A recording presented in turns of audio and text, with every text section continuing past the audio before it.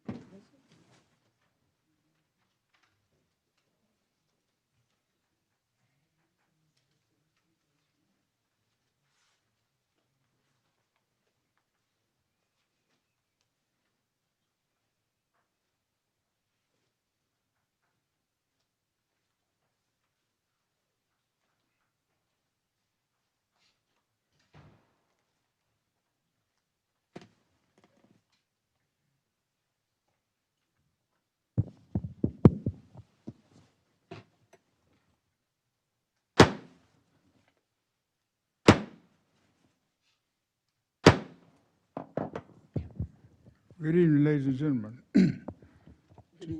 Today is Monday, April 27th, 2026.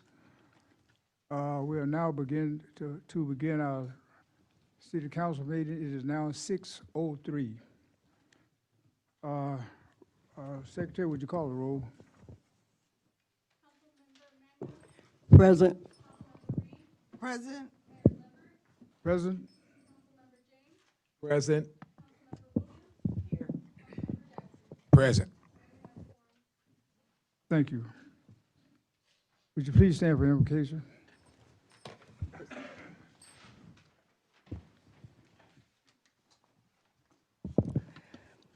Oh, Father God, we thank you for this meeting.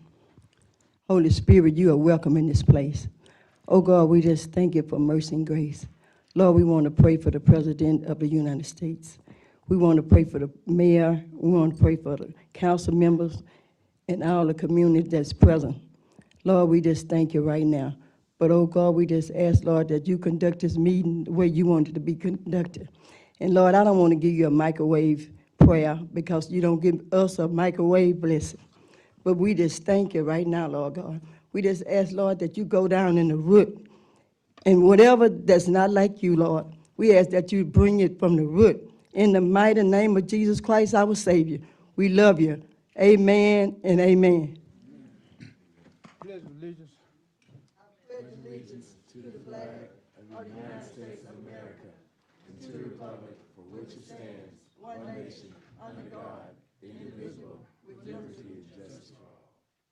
Thank you. You may be seated.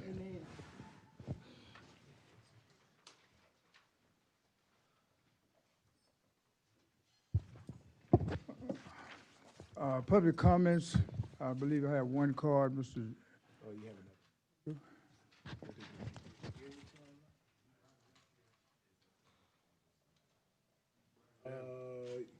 You had a public comment, what's your name again?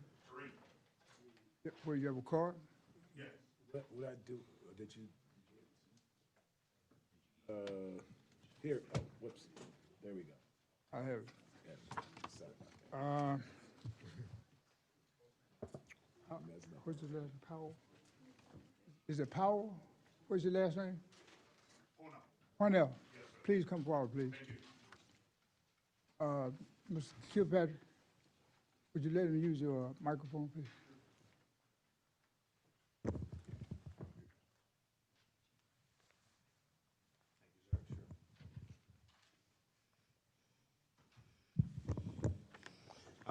Good evening, members of the council.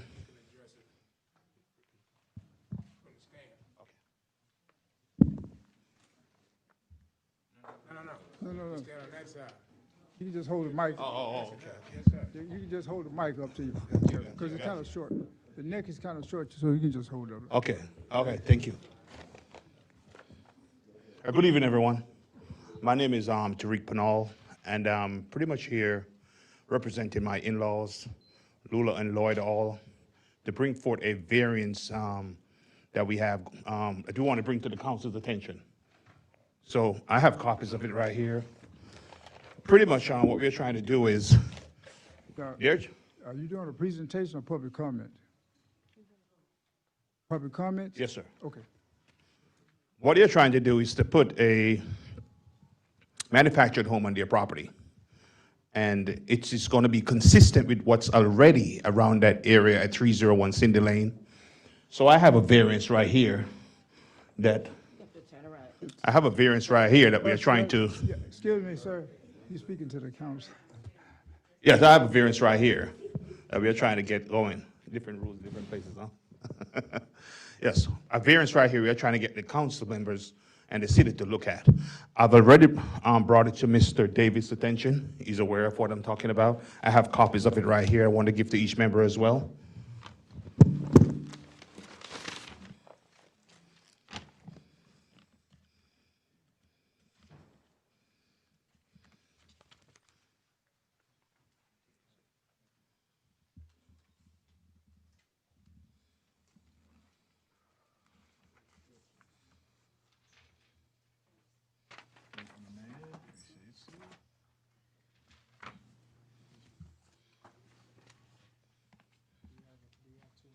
Yes, I do. I think I have one more. Just one more. Just one more. Sorry, I didn't bring it up. Thank you. So it's a variance pretty much because of the zoning laws that are now currently in Prairie View. I spoke to Mr. Davis and he made me aware that we're going to need this here. So we prepared this variance and we are asking the council to take a look at it to see if they could allow them to put that manufactured home on their property, because properties that are already in that area will be consistent with what they're asking.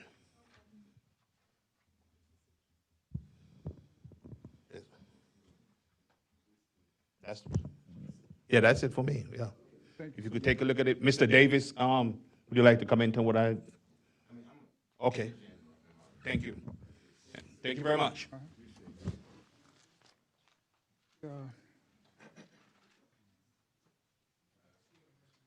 Yes. Mr. Hall, or Hall family, we can reach you with the information you all provided in this packet, correct? Okay, thank you. Mr. J.J. Johnson?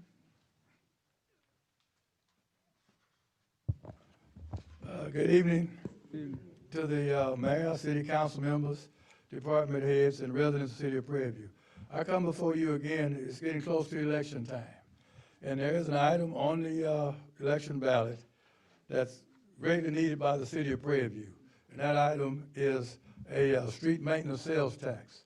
And I'm here to encourage each citizen and hopefully all the people running for different offices to support the item that's on the ballot, and that's to vote for a street maintenance sales tax. Again, that city can only use those monies for street maintenance and street maintenance related activity, such as ditch cleaning, culvert cleaning, and cutting the limbs of trees that might be on the right of way. And so this money is definitely needed. If approved, this will give us a steady stream of funds coming in every month, whereas that we can put together a all-inclusive street improvement plan that we could put on the website, so you could see where your streets might appear for this particular maintenance efforts. But again, vote for it, because that money can only be used for the maintenance of city streets. Thank you.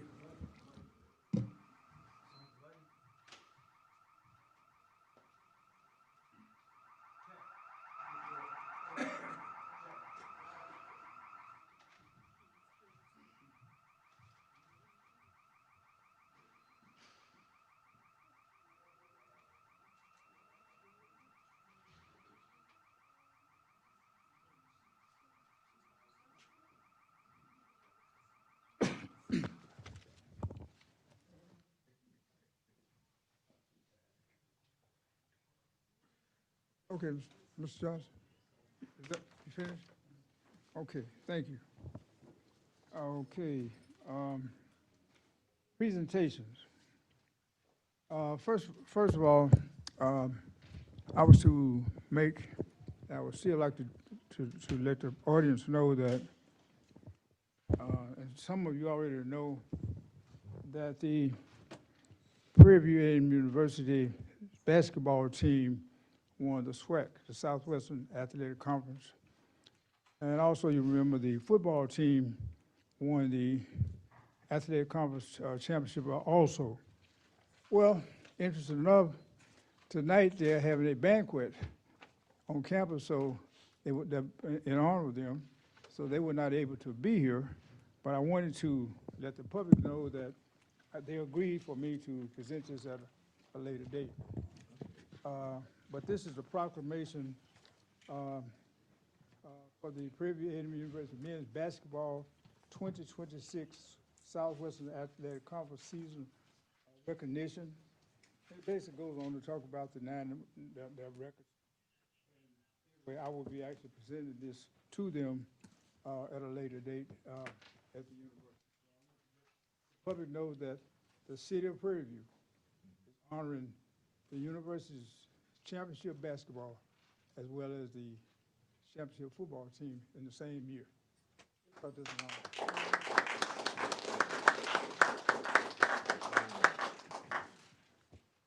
honor. We have presentations. Oh, and your Mayor, I also like to tell you that the female golf team, they also won their SWAC championship.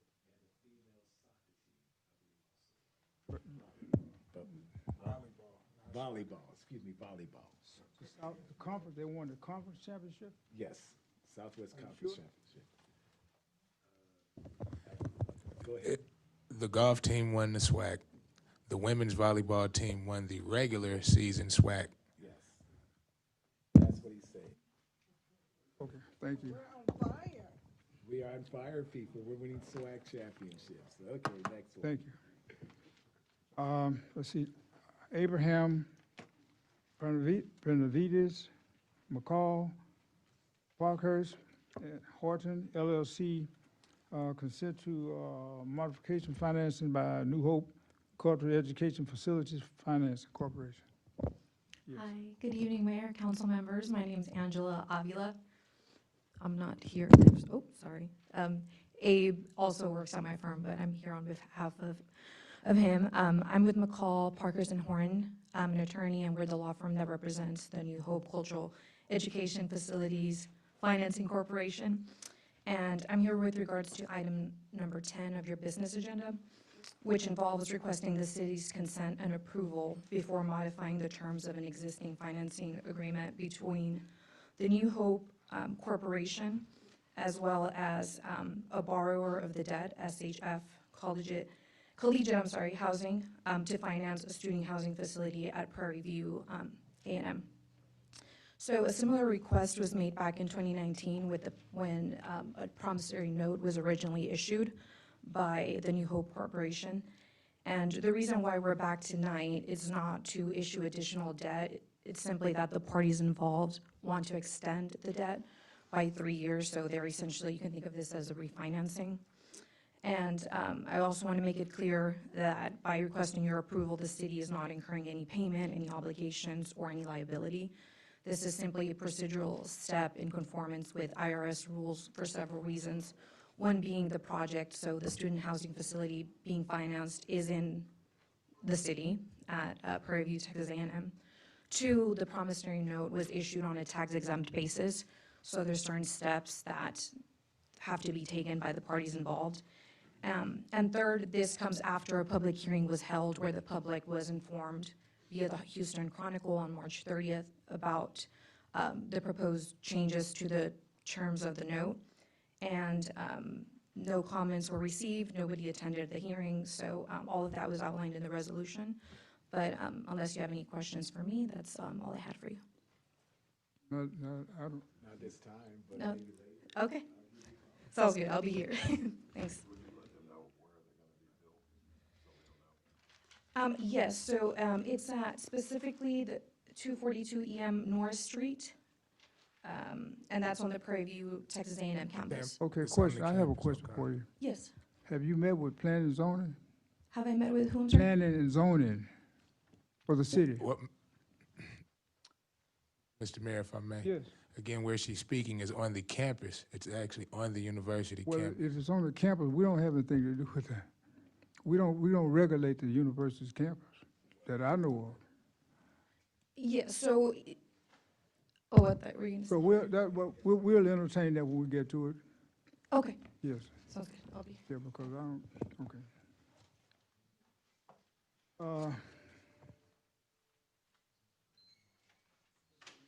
Maine, Potter, Andy Johnson, memorandum of understanding and development agreement proposed with JMR Realty Partner LLC.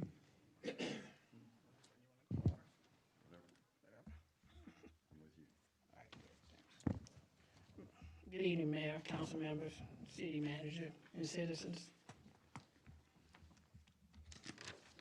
Tonight, I stand before you to ask for your approval. Can you bring the mic up a little bit? Tonight, I stand before you to ask for your approval for an economic development agreement that will approve a student housing development.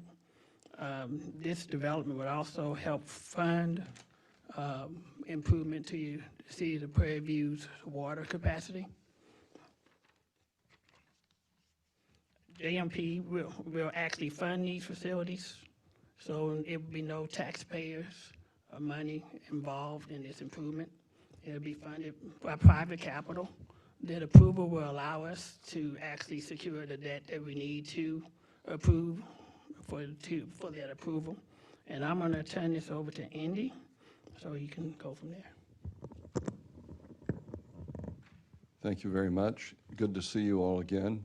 Essentially, private capital will advance funding to add capacity to your existing water supply facilities, and in exchange, the amount advanced will be repaid with the future taxes on that facility, and to the extent additional equivalent connections are created for use by the city or the developer, then taxes on those facilities would also be pledged to be paid to the developer, which would in effect pay over time with money that you don't have today.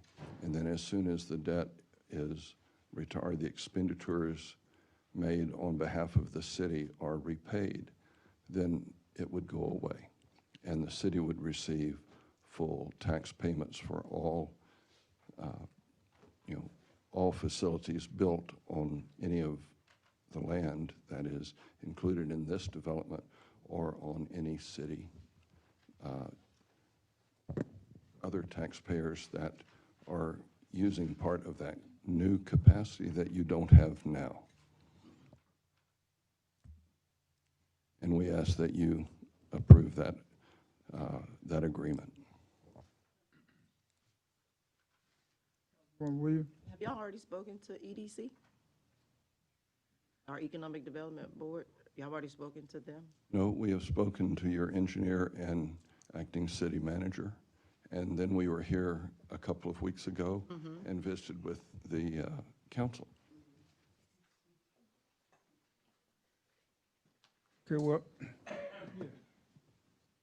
You all aren't looking for funding or needing funding in regards to economic development. This is private funding anyway, correct? All private funding. Okay, yes, sir, thank you. well, I don't know what, maybe I'm a little behind, I guess, on this, because first for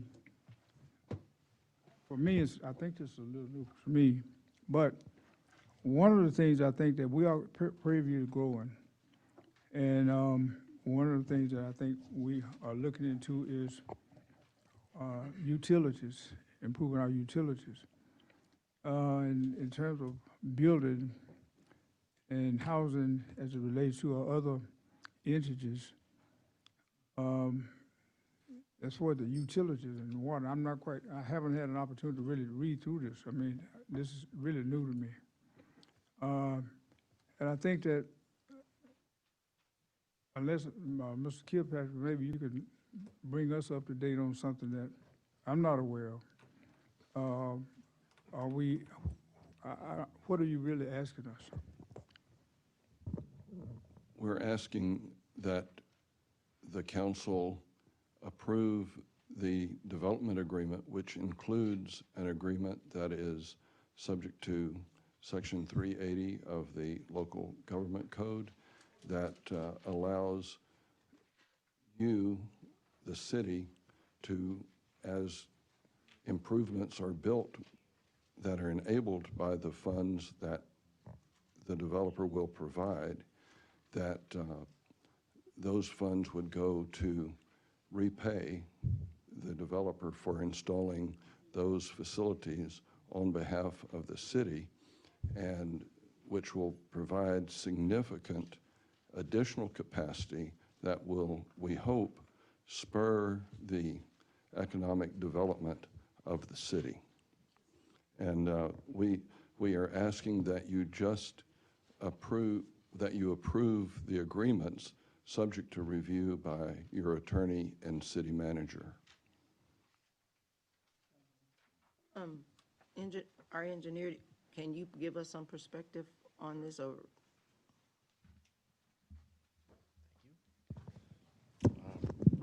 Mayor and Council, going back, initially when I became engineer here, it became a little bit apparent to me that water connections may have been being undercounted. Mike, please. So the way TCEQ counts connections, you actually have you have over 2,700 connections currently, and the capacity of elevated storage that you have is 3,000, so we're quickly approaching that number. So elevated storage is a need that the city has, in addition to well capacity, but you're addressing that currently with the well project. So what this project would do, it would pre-fund the construction of a water tower, and in return, the city would not collect taxes on the housing unit constructed, and those taxes would then go to pay off the debt. So it's basically fronting the money for the construction of a water tower.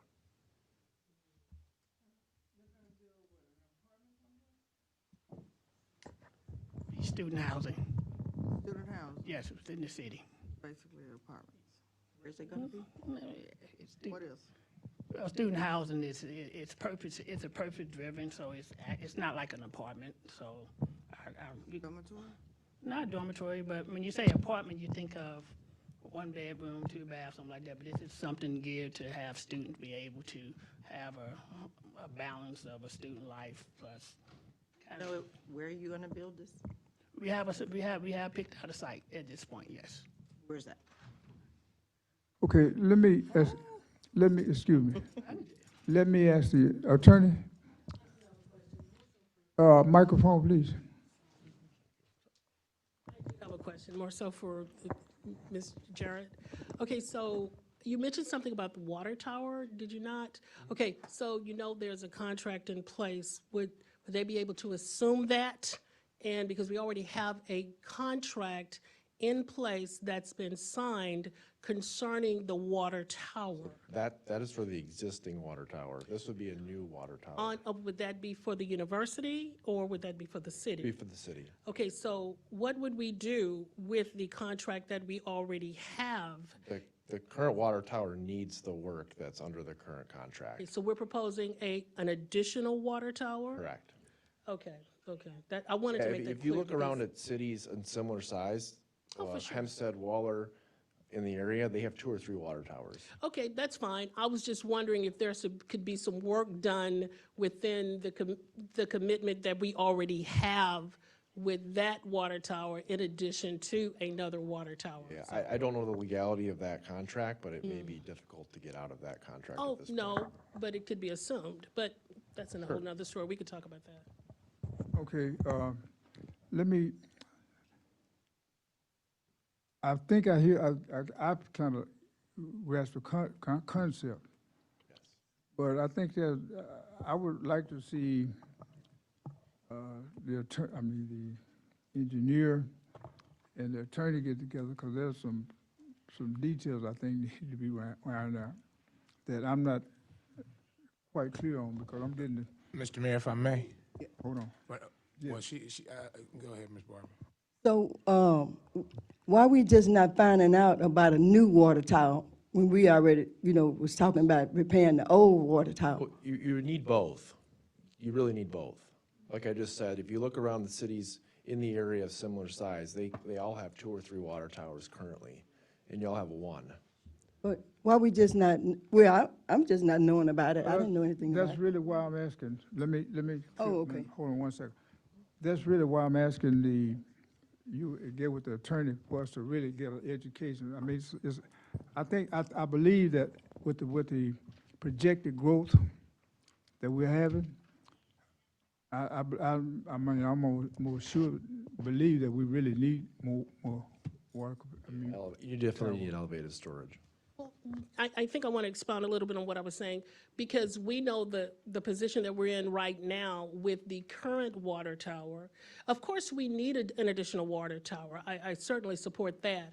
But I would like to know if we could also get some consideration within that same plan to assist the city with the debt we already have with the current water tower.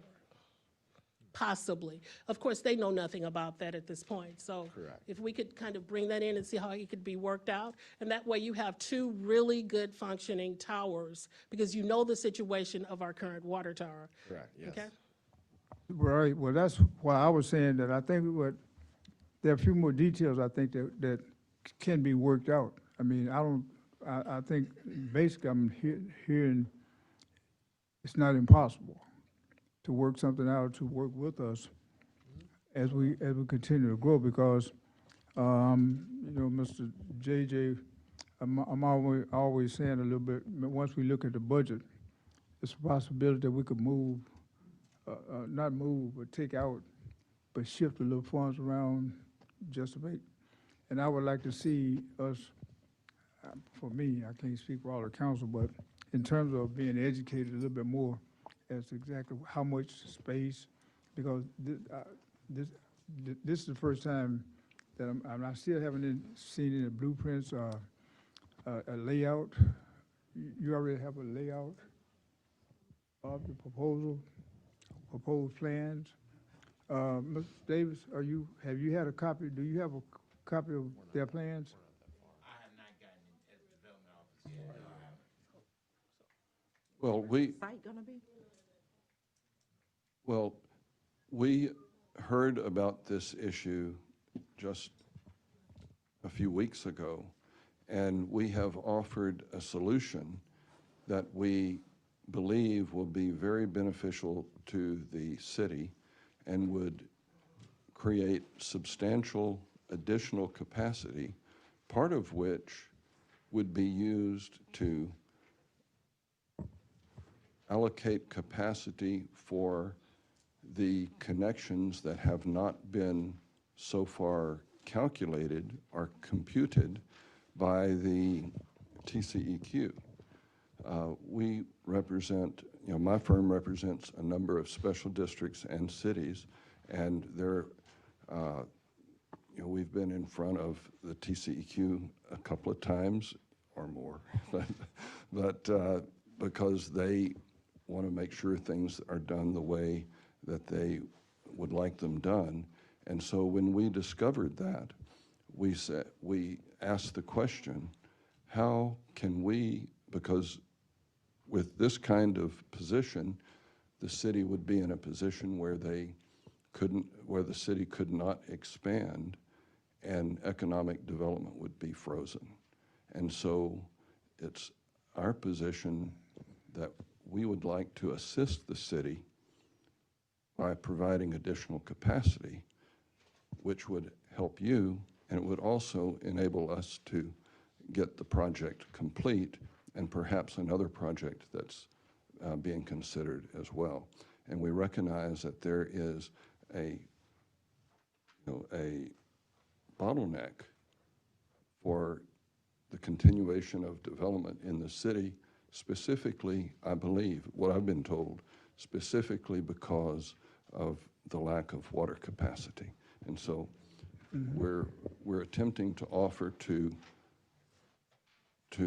solve a problem that the city has by making this offer. Okay. Where's the land y'all chosen?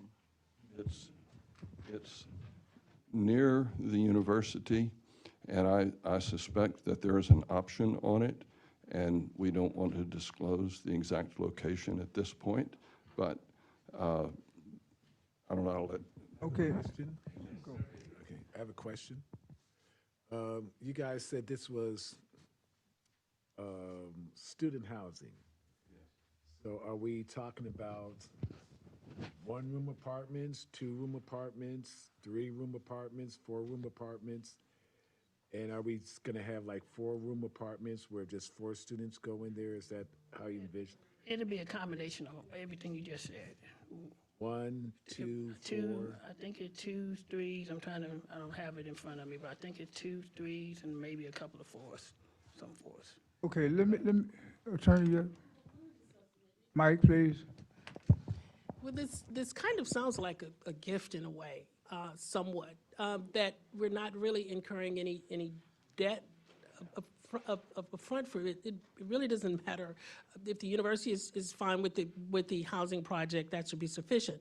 But to be able to get another water tower at this point, and hopefully get some work on the other one, which has some issues right now, that probably is a good focus, because if you really look at what these gentlemen are offering, it is something that we cannot do at this time ourselves. But it would help with the capacity of the city if we, and you may want a little more time to look at it, but it would help the capacity of the city if we could get this done, because we can't really do this right now ourselves because of what we need to do with the first tower. Right, and I agree. I agree with almost everything you said. My point is, right now you're asking us to approve something that it's too quick. I mean, the idea is good, but in terms of the nuts and bolts of what goes, I think we need a little bit more time. I do anyway. I don't know what the council, if you all have, saying that I feel like this is an idea, but in terms of, I would like to see this go forward and go forward with something other than us approving something, because a few times that we have been given some documents to approve, and we end up having to change because we weren't quite clear on exactly what we Yes, sir. Everett, I wanted to point out two things. One, all the agreement allows us to do is the ability to work with the city planner, the engineer, and any department that's needed to come up with the design that works best for the city and give the city exactly what is needed, not what we think is needed, but what the engineer says. Okay, Mr. Davis? Did you contact the development office to get a pre-development meeting? Because I hadn't heard about this project, and that's part of the process to get where you, it's kind of like y'all jumped the cycle to get in front of the city council. Right, well, that's really what I'm saying. It's a good idea. I mean, everything that we know we needed, and the city, with or without us. Because, I mean, also you had mentioned a lot of things that I've been talking to the engineer about our capacity, and I had never got a clear answer. And for you to say you've gotten a clear answer, and I hadn't, and I've been trying to get this information for other projects, being the development officer, I'm not familiar with you all, so that would help us out if we followed the process. If we had a standard operating procedure, then every person that came in, we would do the same thing, and you all would understand that. So that's something that we do need to solidify in doing this and moving forward. We don't have a, if I can answer, we don't have a problem working with anyone in the city. No. Right, I get what you're saying. So basically, you're saying, I think you were pretty much sold us on the idea. Okay. We just need to work out some things, like Mr. Davis, And so- plan zone. And I think that, because it's obvious that we're growing, and with or without us, we're gonna grow anyway. Right. I mean, I see it coming. I get it. So I would like to see us do it right, correct, so that we won't, like Mr. Davis said, not jump ahead, and then we are legislators and we legislate something that we don't even know what we legislate. We totally understand that. And like we said, it's not about jumping ahead or anything. When we started doing the due diligence on a project that was brought to us and said, okay, would you guys want to be interested in this? First thing we looked at, what was zoning, what was capacity. That's how we got to this point where we started asking these questions. Okay, well, And again, then we I want to hear, do a solution. I hear you, but again, I get it, they're getting the line. planning and zoning officer is saying that, well, you have, this is new to him. And it's almost like you are planning, and it seems like you are planning something that's probably good, but on a local standpoint, from a local standpoint, he's not aware of it. So I'm saying that I think we need to start here and bring it on up so all of us, so then they can sell it to us, so we can go ahead and put the stamp on it. Mr. Mayor, Yes, sir. point of order. This is a presentation. It's also an agenda item. What we all are discussing would be right to discuss at the agenda item. Again, this is the presentation part of it. So, I mean, you do have questions in regards to the presentation, but it's an agenda item as well. So point of order, I think it would be best for council to discuss this during the agenda item. Well, actually, we've already covered it. Yes, As far sir. as the agenda item, because it's obvious that I don't know what else to discuss. I mean, even when we get to the agenda item. And I think that based on where we are, I think you all agree that we do need to put some more time. So even if we get to the agenda item, there's no sense of rehashing the same thing that we're talking about now. Yes, sir. Because they made the presentation, Yes, sir. okay? Okay, with that said, I would ask that the council have an opportunity to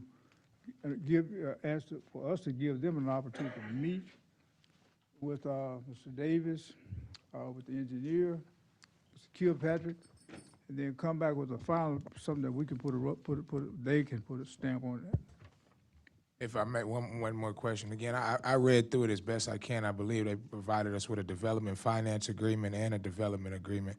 And the best I can say is, well, one of the questions I had, I noticed it mentioned exhibits A, B, C. However, I found exhibit A, but it didn't have anything under it. I don't know if it's supposed to now, or is that something later as far as meets and bounds, but there was no definition or no actual exhibit A. It just said exhibit A in the back of the package, which is something I would like to see before we are to have any type of vote or approval discussion in regards to this.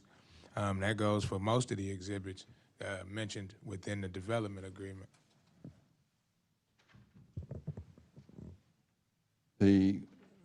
Before anything is signed, Exhibit A1 will be present, and the engineer is or will produce estimates on the cost of each stage of the water plant improvements, which would be the elevated storage tank. Typically, you have other facilities, pressure tanks and piping that would be necessary.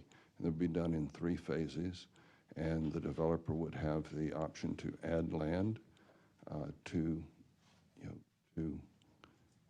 add whatever connections that the developer could add within reason, and then the city would have additional connections that it could add, which would also be in the calculation of how the funds would be raised to repay the advance for a public facility, which is commonly done.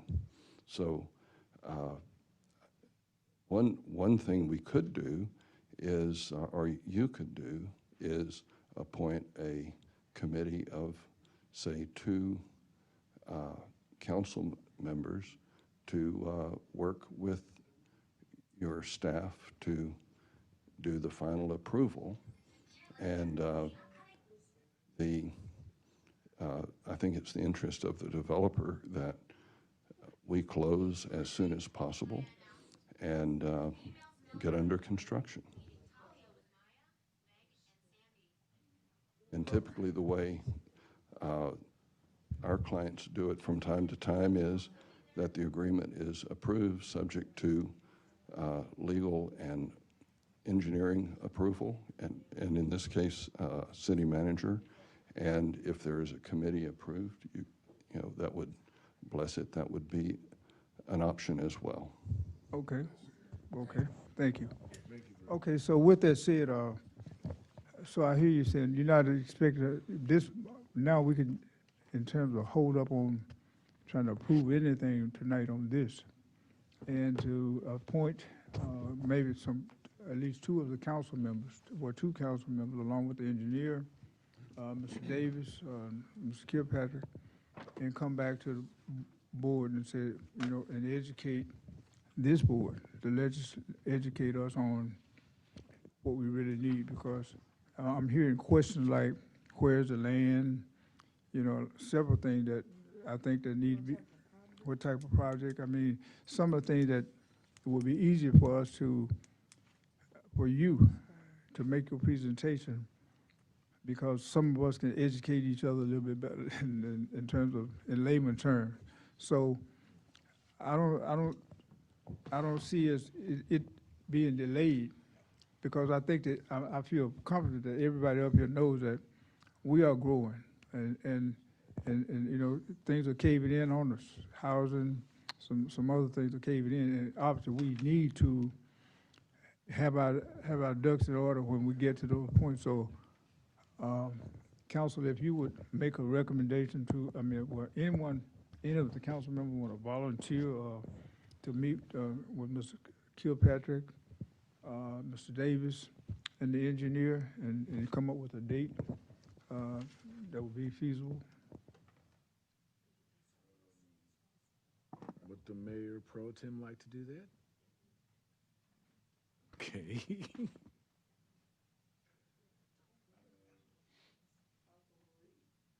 I could do it. Mr. Mayor, if I may. Yeah. Yes. Okay, we have Councilman Reed would volunteer to work with the engineer. It's a committee of me, the code enforcer, and Jerry. Right. And, okay.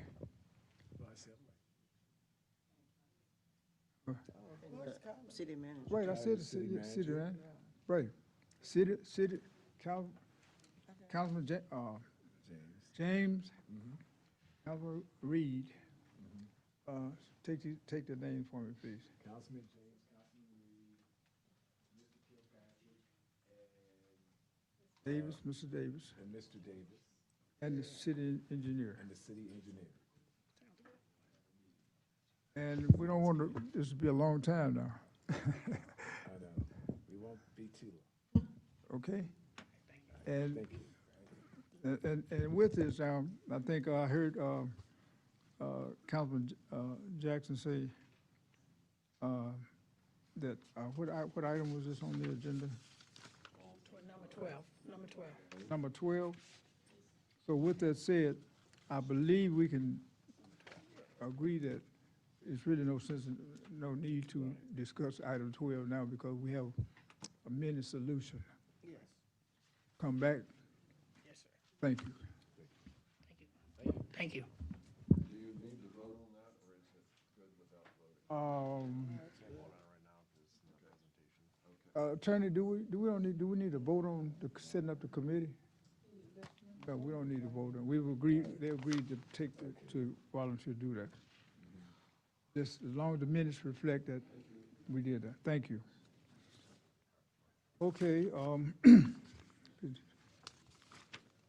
item 2, minutes, discussing and act on approving city council minutes, meeting minutes from Monday, April 13th, 2026. Council, what's your pleasure?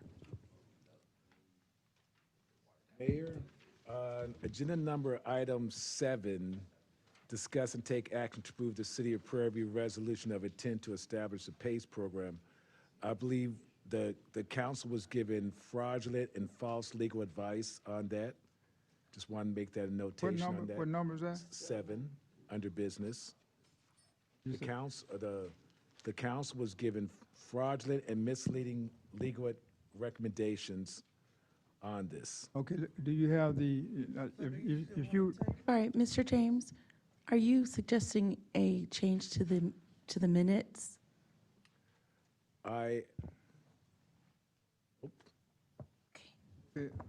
Notating that. and the other thing, I think I want to remind the council again, when you bring an item that you said that you have, say that it's not what it is, please have your supporting information in hand so that you can verify what you're saying, because just to talk about it, we're not going to do that. The supporting information was emailed to all the council members and the mayor, as well as Kilpatrick, that the order of getting this established is you have an intent to establish, then a public hearing, and then we vote on having the PACE program. I believe Mr. Dub Taylor sent that out to everybody. So So what, do you still want a table to June? so you're saying with necessary, are those the corrections that you're asking for? That's right. Okay, well, those are necessary corrections. Okay, got you. Okay, any other? No? Item table to June, He said, or do you gonna, I think he's saying that with necessary corrections, meaning to correct what the order that he was mentioning. Is that Yes. correct? Yes, yeah, it must be corrected to the order that was in. Any other correction? The chair will entertain a motion, or no other corrections?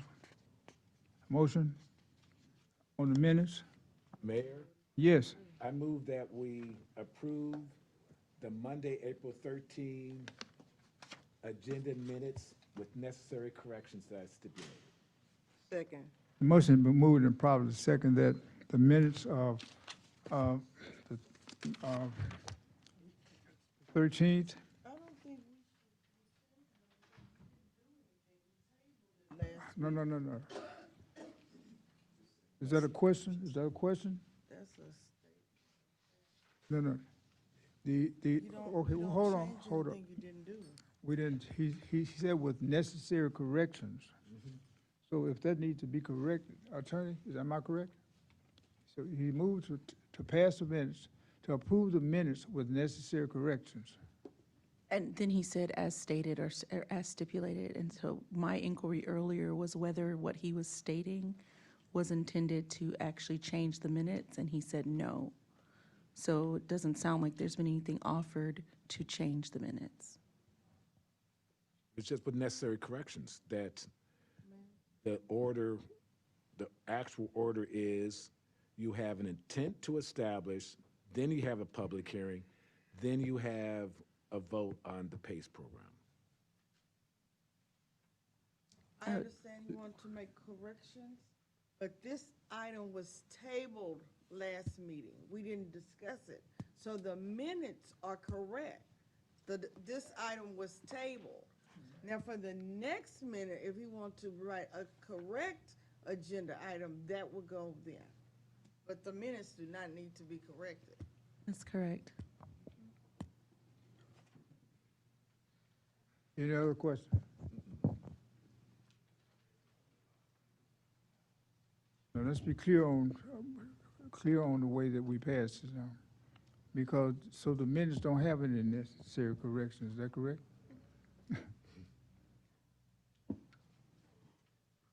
Discussion? Question? All in favor of the motion, let it be known by saying aye. Aye. All opposed, the motion is carried.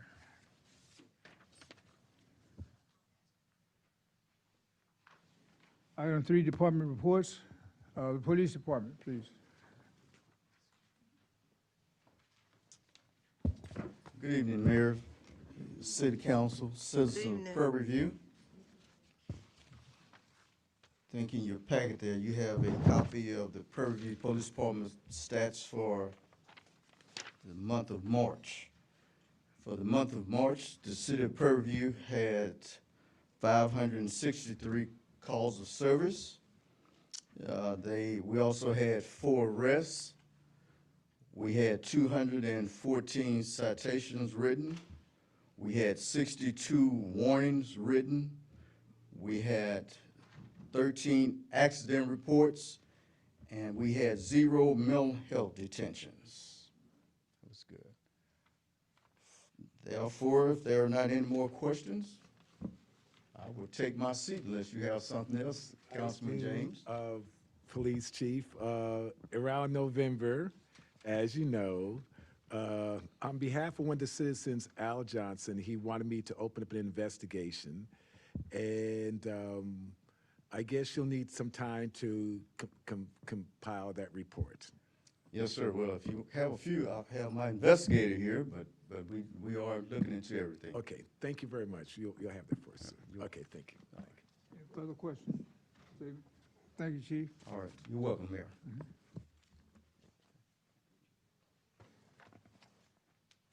Code enforcement, Mr. Davis.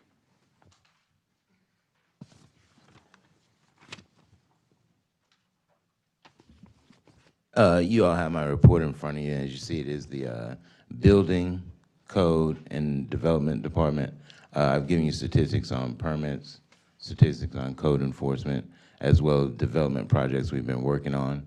And going into the next physical part of the fiscal year, I've also explained different courses and classes that I would like to offer to where we can get everyone abreast of Texas codes as well as city ordinances. I saw on the agenda tonight that you all wanted to try to set up an ordinance that would outdo a Texas state code, and that's not possible. So we need to educate everybody and let everybody understand what the process of things are, and in just solidifying those standard operating procedures in all departments. Any questions? Wait, you said that one of the agenda items was to, The agenda item was stating that to suspend picking up political signs to after the election, but that's not possible because that would be a city ordinance that can't outdo a state code. okay. Any other question, same question? Yes, sir. Yes. Mr. Davis, total fees assessed 9,018. We received 7,749 back of the total fees received assessed already. That was as of the report. We did the report on Thursday and Friday. Those were paid. Gentleman came in and paid the ending of those. That be, Mr. Johnson, would that be considered revenue to the city? Yes. That is correct. Thank you.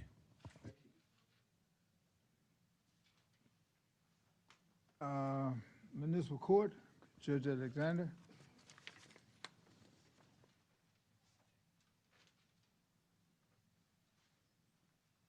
Good evening, everyone. You have my report? You do have my report? Yes. Before you all came in, I passed out an additional page, and that page is a correction. If you see do you have it, sir? I don't have the. You don't have the page? No, it's not. Okay, yes, ma'am. Oh, that's the one. That's, Okay. yes, I passed out an additional Oh, page. okay, okay, I got it. You got that? Yes, I do.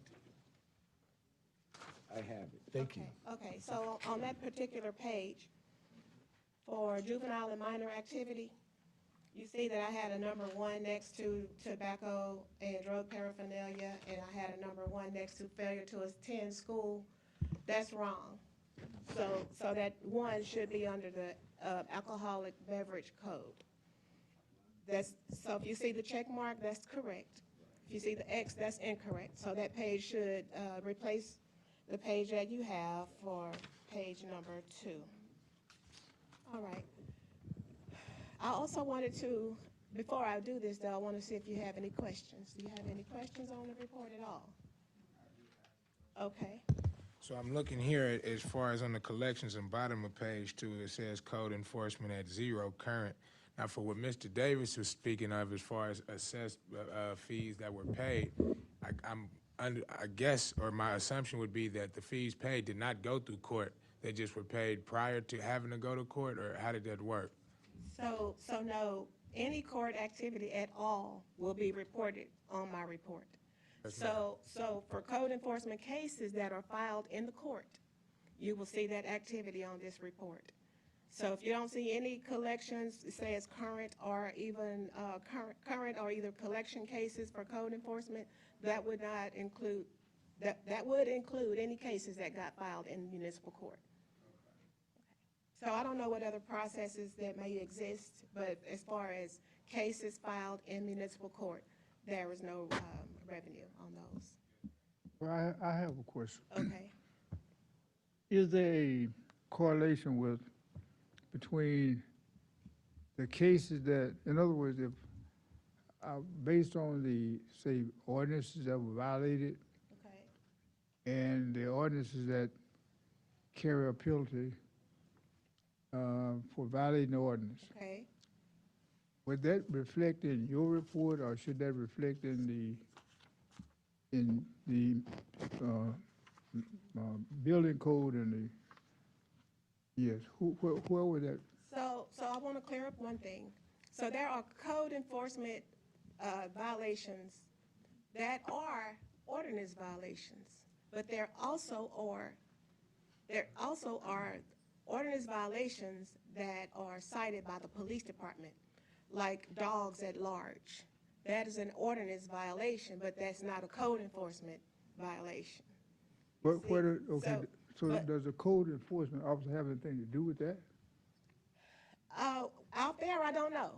And here, you're going to see a difference. So the cases that are filed by the police department, I do not put those under code enforcement cases. Well, where do they come, yes, I mean, I'm trying to see, I'm really trying to see the correlation between. Okay. Yeah. I can explain the process. Do you want me to explain the process for when you hand off a citation to me? Or do you want to explain whatever you want to explain? Okay, whenever there's a case filed in the court, whenever there's a case filed in the court and it's a code enforcement offense, that case is going to be a citation brought in by Mr. Davis, filed in the clerk's office. And so that will show up on my report as a case filed by code enforcement. And if you look, sir, if you look on page 4 of 5, if you look on page 4 of 5, you'll see this chart shows cases filed by agency. If you look at the purple, that would be the code enforcement cases that were filed in municipal court. I see blue. So it will follow the same process as any other case filed in the court.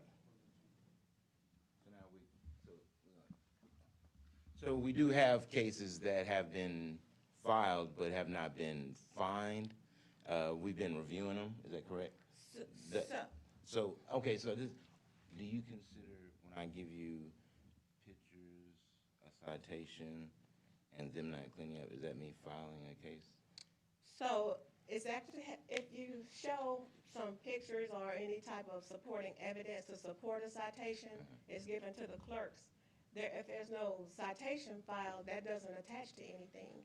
So I don't know if you have the ability to write the citations or if it has to go through the police department, but unless it's a case that's filed, if you have pictures or anything like that, that's not a case filed. Right. So if you did look at my report, if you look, oh, I'm sorry. And I apologize, I wanted to make an amendment to my report. If you did look at my report, I thought there was going to be more questions about it. I did discuss on how, according to Texas State Code, a code enforcement officer can write a citation. We just can. Okay. They are able to write a citation, but those are things that we need to go through as S and legislation to where we beef up our ordinances to where we can be able to do those type of things, to where we're not always going to the police officers. Like I had the police officers go by to write a citation out on the barber because he was leasing out space to people, charging them to lease space to sell stuff, but they weren't coming to the city to get a permit. Now, see, I could have wrote a citation on that for him if our ordinances were strong enough. I could have wrote him a citation, then I would have turned that citation into two places that code enforcement can do. We can make a review board to where all citations written by code enforcement are reviewed by that committee, or they can go through municipal court. Either way, they have the same weight, but code enforcement has that latitude to do that. Also in the report, and I apologize about this, some of these things in the report explains about how planning and zoning is important. Like the gentleman got up and he said they want to do something on their land, but we don't have that planning and zoning board that's supposed to meet on a regular basis to where we can get those things pushed through. And this leaves a gap to where people do stuff that doesn't fit into our city plan, in which we have, and it's still good for another 4 years, but we do need to go back and audit that and things like that. But back to this, like I said, in the report, it shows an outline of how we can set up one of two ways to where code enforcement can write citations, and that will reflect those fees. Currently, what we're doing is we're doing abatements, and they're getting fines on their letters of notification, and some are paying those fines. The numbers that you were talking about earlier, Councilman Jackson, those are permits. That bill was actually when people come in and they want to do something within the city, and they pay that permit fee. So that's what that income was there. Okay, see, again, what I see, Judge, and to Mr. Davis, I think some of this has to do, again, with us, with the communication, because I'm learning right now. I believe. Well, may I interject? Yes. So the information he just gave about abatements and fines and things like that, that is him handling that on that end. Right, So it's not coming to municipal court. right, I understand. So it would not reflect on, for your question, it would not reflect on my report. Right. Go ahead. That's kind of like part of those affidavits that we sent to the lawyer, because we're starting to do affidavits where I can actually go onto private property Warrants, and take yes, pictures, and they're administrative warrants, not the same warrant that a police officer does. This is just to observe, take pictures, to where I can further build those cases, to where if they do need to go in front of municipal court, we will have all the information needed to support the case, the evidence needed to support the case. Right. And he So did, we are working yes. on affidavits at this time. Yes, sir, and they have been given to the attorney for her review to make sure that the forms are proper. Yes.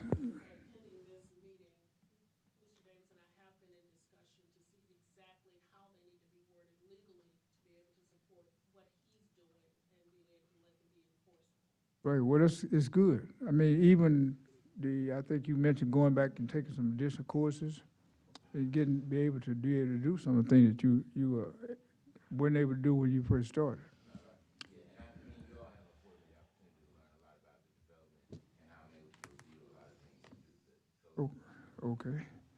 Okay, thank you. Judge? Okay, yes, sir, I want to point out, we're still doing the warrant collections. And if you look at page 2 of 5, and you see the pie chart at the bottom, if you look at all cases that went to collections totally. You see the blue where it was just the office staff and the warrant officer. And if you look at the red, those cases went to the collection agency at the 60-day warrant age. So now the warrant officers have been very busy, and you can see that of the total cases that have been collected on the collection cases, I know it's confusing, you can see that the warrant officers in the green arrow, of those dollars, that's about 87% of the total collections revenue. I think that's pretty good. I think Real that's good. excellent. That's for March. Now, how long has that been in the system? Well, the warrant officers started on February 9th, 2026, and so I reported those numbers to you all during the last month's report. And so for March report, I'm reporting it now. So the total revenue for the month was $44,466.06. The current case revenue are cases that there was no collection activity on at all. It's just that the defendants came in, resolved the cases, paid what they owed if it was necessary, and the total current case revenue in the yellow part of the pie chart is $23,129.50 for the month of March. Yeah. Okay, any questions about anything? I'm complete. I don't have any. Council, do y'all have any questions? Sound like a job well done? Thank you. Did a great job as always. Thank you so much. Thank you. Okay. The engineering?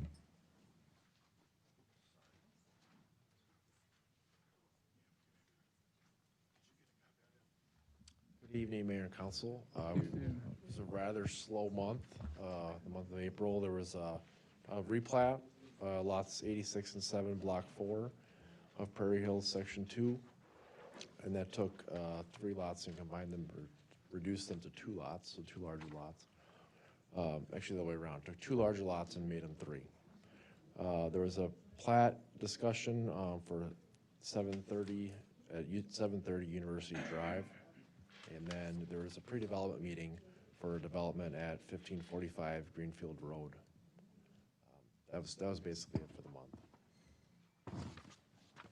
Questions? Any questions? Questions?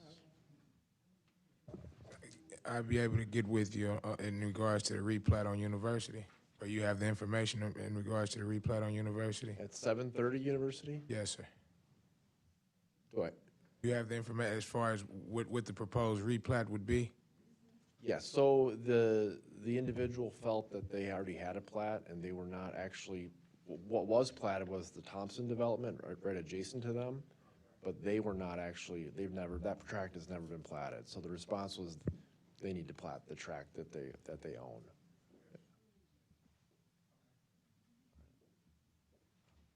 Yes. So, what's your title with the city? What was that? What's your title? City engineer. Is that the only one? It's the only one that I'm aware of. Okay, other question? Okay, thank you so much. Thank you. EDC, Mr. Bruce Davis. Do you have a report, Secretary? Do you have a report? Was he did you contact him does he know that he was supposed to be here?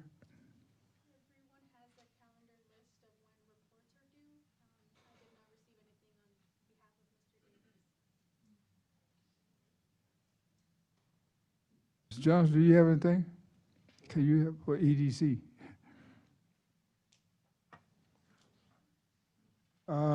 Clear Stream, Mr. Poole.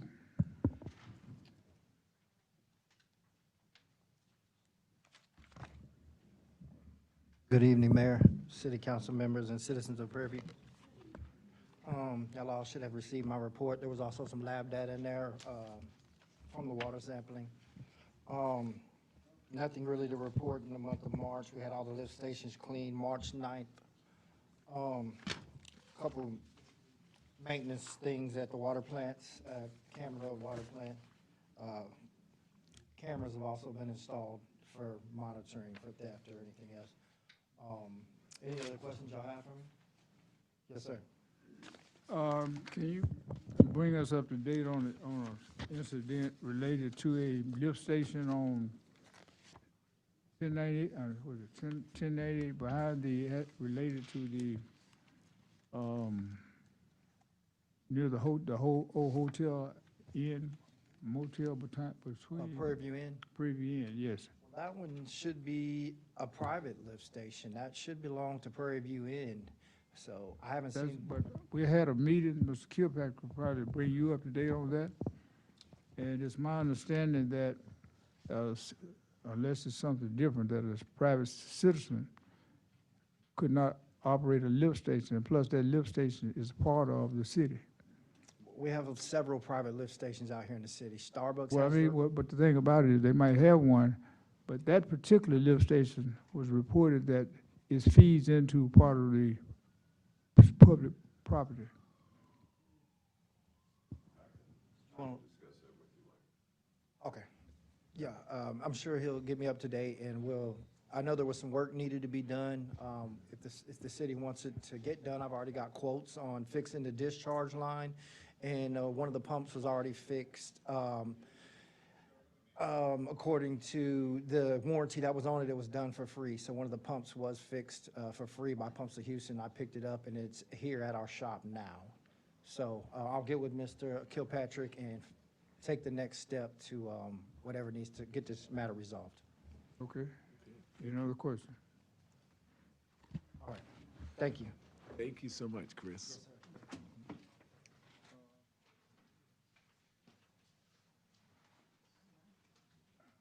Mr. J.J. Johnson, Financial. Good evening, Mayor, City Council members, and what have you. Y'all should have a copy of my report. It has 2 months in it, November and December. The report's gonna be a little bit misleading. I've just become aware of the situation in Public Works. That's gonna take the attention of myself and Mr. Kilpatrick. And that the reports that we've been given, as far as the actual billing in utilities, is not correct. So what we're gonna have to do is, we finally got with the billing company, ABR, and there are some things that's taken place that we weren't aware of. Well, it looks like we're not receiving the revenue. If you look at, go to page 2. No, excuse me. It's 2? No, page, or the report, the December report, go to page 2. The December 20, okay, 25. The December report. You have one for November and December. Okay. Just look at Public Works revenue. Okay. You'll see a steady decrease. December showing $378,000. Right. Where October was $460. We've had a normal amount, when I go back into the prior fiscal period, around $700,000. I just looked at January, February, and March. March, we only have $117,000 in Public Works. So what's happening is we're spending a lot more money than we got coming in. And the money is not matching up with the revenue billed on the account. So I don't know what's happened as far as these records are concerned, but I've got a meeting with Mr. Kilpatrick starting tomorrow, and we're gonna go in and investigate. And excuse me, and this is Public Works? Yes, Public Works, right. And what do you think? I can't tell you right now. I have to go in and, we gotta go in and look at, see what's going on with the reports that we received. There's some irregularities, but the main concern here is that we're running out of money. in Public Works. And Public Works has to pay for itself, and this is very serious, because So what is it with ABR? well, ABR is a building company, so that they're the most they're not- important link in here. In They're that, not billing correctly? no, not ABR is not billing correctly. What's happening is that I don't know how our meters are being read.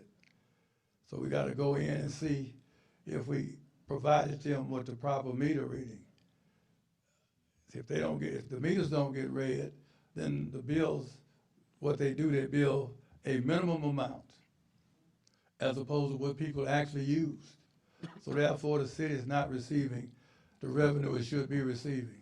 And that's what you think is the causing? Oh, it's gotta be the problem, because on a billing report, it'll show $300,000 worth of revenue billed, and I look at the bank account, we only received $50,000. So that's a major problem. Well, we have some other problems too, because a lot of people, I don't know how many council members are being called, but I've been receiving quite a few calls of saying, I got a bill for over $3,000. Well, it's been just, I know, but it's been the reverse as far as the money is concerned. It Well, looks I like mean- people are getting a minimum bill as opposed to a bill that actually has their true usage. But we gotta go in and research that, see if that's gotta be the case, because, again, you're not receiving the true money that you should be getting. You should be getting at least $110,000, $120,000 a month. You're not getting that. In December, we got actually $55,000. And on the report that I got, I saw $200-some thousand worth of bills. It can't be true. And we were given information that it's ABR's problem. But we found out it ain't ABR's problem, it's our problem. So we gotta get in there and see what the heck is going on. I can't tell y'all tonight. I just know one thing is serious. Okay. It's very serious, because if you look at, to see how much money is owed just general fund, over $2 million. Public Works, because general fund has been helping Public Works out all these years. It's gotta stop. But we gotta get a handle on it, because, again, we're heading in a direction where is that we won't be able to pay the bills that incur on a current month basis. Well, JJ, we know you gonna find it. No, it's not that easy. But again, I'm just letting y'all know now, so no surprises. Okay, well, This is the something other that we're thing, gonna look into. well, the other thing, again, go back to accountability. Right. And the other thing I want to mention is, I'm glad that we will be getting smart meters. Yeah, we need them so bad, it's unreal. And I don't know where we are on that. I don't know who has the contract, who's working with that. I have no idea. Well, the good part about that is, Mr. Kilpatrick, I think the company, Yeah. the first year that. Yeah, we can't get They those. won't be charging us, we'll be Yeah. making money to hopefully pay off. Right, we can't hurry that up. We need those yesterday to eliminate the problem we got. How, Mr. Kilpatrick, where are we with that project? All right, JJ, thank you. Yeah, I'm through with that. Thank you. He mentioned the water, the Right. meters, where we with the smart meters. Okay, our city attorney has reviewed the contract, and there were some changes and modifications that she wanted to add. So those have been sent to Ferguson, and they're incorporating those changes. And I talked with him today. He sent an email. He said they are on track, but they will have to agree to those modifications. So there is, Mr. Johnson, I guess you have relayed to the attorney and Mr. Kilpatrick how serious Right. that is. I am. Without That's being- why I'm reluctant coming up here, because it's Well, serious. You can't stop now. I know, right. It's very serious. Okay. So we can't hurry that up. And, but again, I was concerned, whenever you see the money going in the bank not matching what you bill out, you got questions. Are we, I'm not getting into that, but we got questions. Are we experiencing a lot of pumps being repaired, replaced? Are we spending? Well, the expenditures are pretty much in line with what we budgeted. It's the revenue. The problem is the revenue is there, but the money's not there. But I'm saying that there's got to be a reason for I know, the and reason that we are not getting the I money. know. That's what I'm saying. Yeah, and that's what we're gonna have to investigate. My thinking, I just don't know now.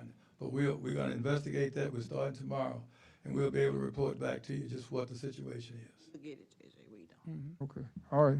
Thank you, Mr. Any other question? Thank you.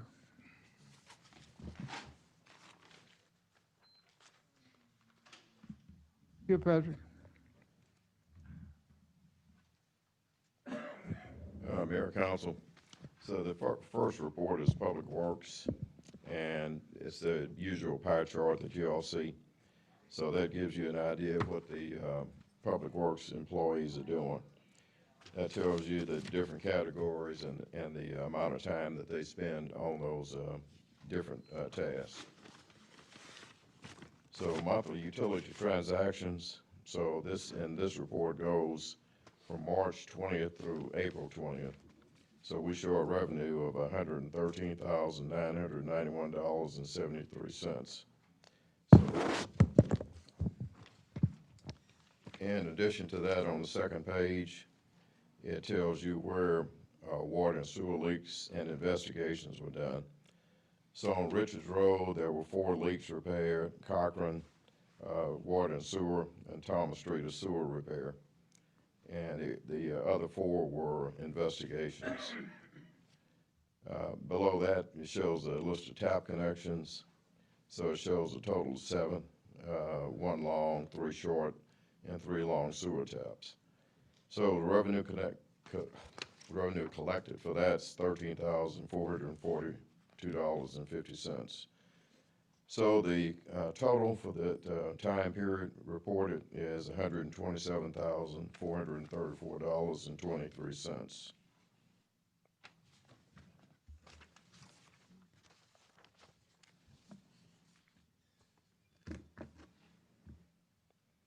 Okay, city manager report. So the first section there is routine.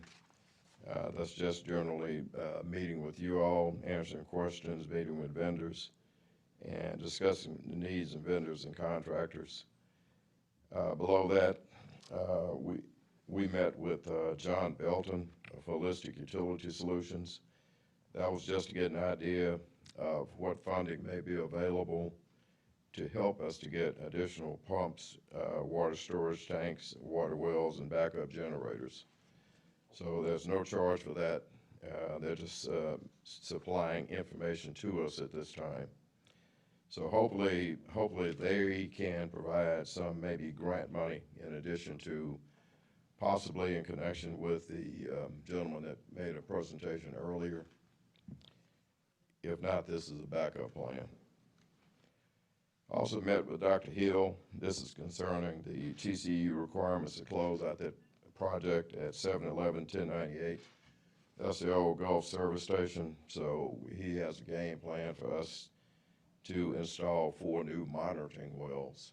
So those wells, that's going to be at a cost of about $28,000. But those have to be done to continue monitoring the content of maybe hazardous material. $28,000.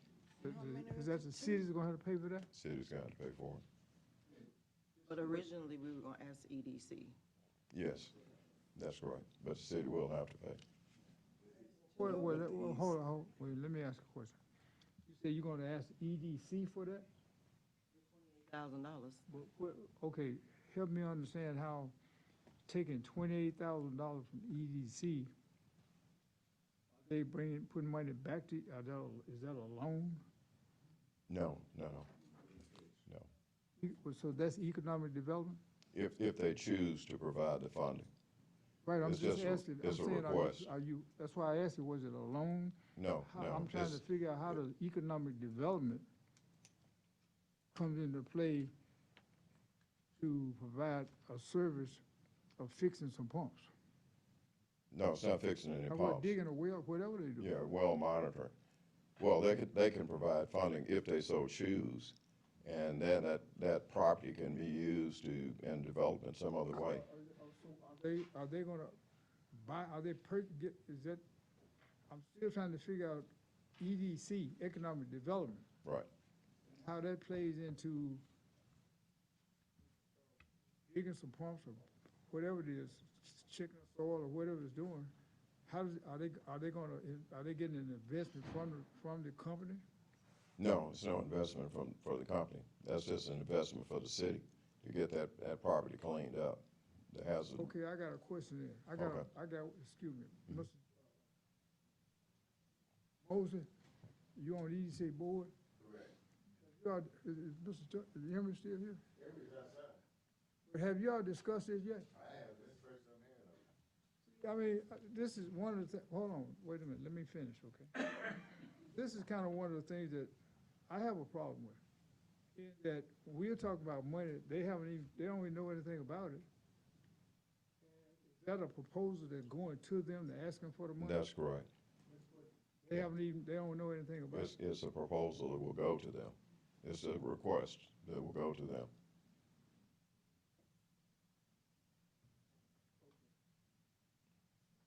You got a question, a statement?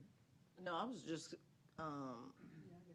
trying to, they don't know anything about it because Mr. Kilpatrick just presented this to us. And we were gonna be, well, Ms. Kilpatrick would make the proposal to them to ask them for the funding to make this happen. So no, they didn't know anything about it because he just telling us what he found out. And so that's why I made the statement to see if we can get the funding from EDC to make this happen. And once this happens, then the land will be more usable. Because it still generate some belongs type to the of- city. To generate some type of revenue for the city. That's correct, right, exactly. Where's this land gonna be at?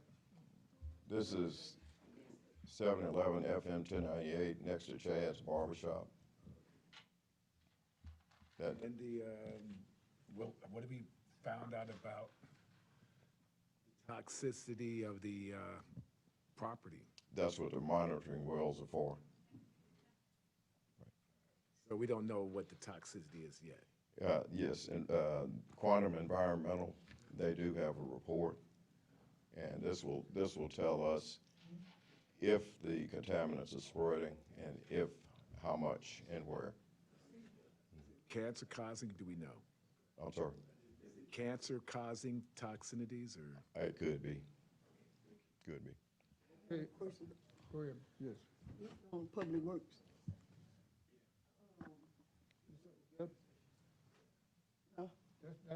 That's not related to this question. No. Okay, go ahead. This is on Public Work. He didn't, Public Work, Big Tex Tree Service. Do you know who hired them? I did. You hired them, but then you asked, well, you thanking me for hiring them, and then you thanking me for the other guy, Mr. Livereds, I'm sorry. the other tree company, Yes, Livereds. right. Okay, what happened was, he came in, and I introduced you to him, and he said, that you told him, what did you tell him when he came in? I showed him what needed to be mulched. What else? That was it. Well, he said you gave him he have two bids, one for the mulch and one for the tree, on the tree line or tree fence, Yeah, that's correct. so that was two separate. Right, that's correct. We did the fence line in-house. So that was two. Yeah, but we did the fence line in-house, so we cleaned that ourselves. Okay, what he was saying, and then you told him to bring his bid back. Right around. No, not bring it back, no. Yeah, he said you told him to bring his bid back, but he said when his wife came early that morning, another company was already, Big Tech was already doing the job. He gave me his quote, which was $4,600, and Big Tex gave a quote of $3,000, so I chose Big Tex to save the city money. Makes good sense. But then he had two bids. But what I'm saying, he said you told him to bring his bid back. So when his wife pulled up Thursday morning, the company was already working. So he said that his wife said they didn't want to bring in the bid because they was already working, but yet you told him to bring the bid in. I asked him to email me a bid, which he didn't. He Yeah, gave me a well, I had the email, He gave me a verbal quote, but he and I asked him emailed to it, he email it, emailed which- it to you which he also. didn't. Right, but he emailed, would you have a problem? Yeah, because he breathing hard, and I'm trying to get an understanding, because I was called on this by this company, because the man was really hurt about what happened on his bid.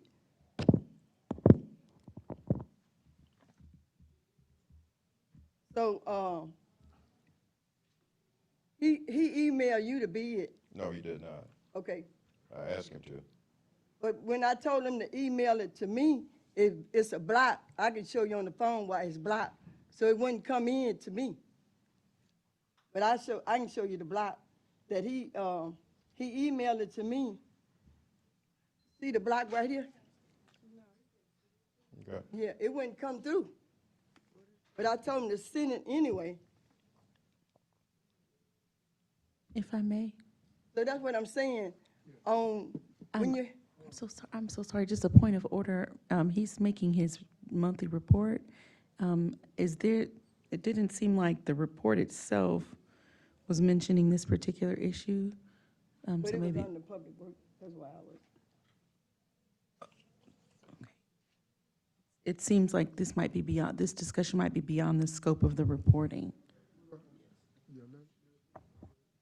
I think, But one more thing, what I was saying, if they was posted, you said you gonna post them online, all the jobs? Because if it was posted, you know what I'm saying, it never would have gotten to this. He could just pull it up on the internet, right or wrong. Yeah, we will be posting in the future, yes. Yeah, but that's what I'm saying, if it was posted on the internet, he wouldn't had to come up here, you know, and all that, if he could see it online. Yeah, I heard what he said. I was just saying, if it was already, it wouldn't have got to this point. He could have just went on, because he came in and talked to you. But if it was online, you know, it wouldn't even got to this point, and I wouldn't even got the phone call. okay, I think that, we see we're going too much into it. Yeah. But the other thing is, I think I did hear Mr. Kilpatrick say that we will be posting if there's some things that we can change, so. You have a question, statement? No, I was just gonna say, it still saves some money, cause it looked like he took the lowest bid. Right. So, Well, that's not what part I'm talking about. I'm talking about the man said he told him to bring the bid back. And when his wife came and seen the workers already working, that's what problem they had. They were saying to me that he said, bring it back. And then also he emailed it, but I know when I told him to email it to me, it wouldn't come through. It's blocked.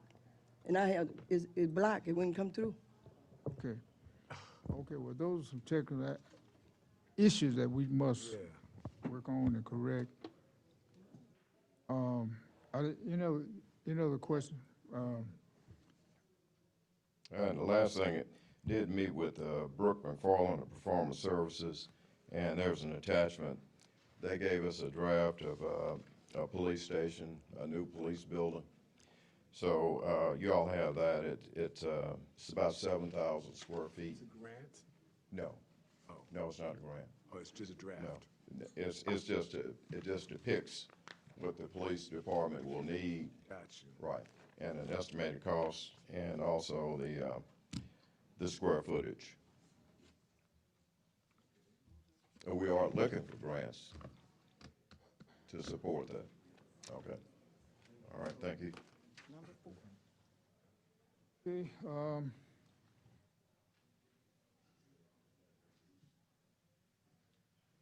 number 4, a resolution.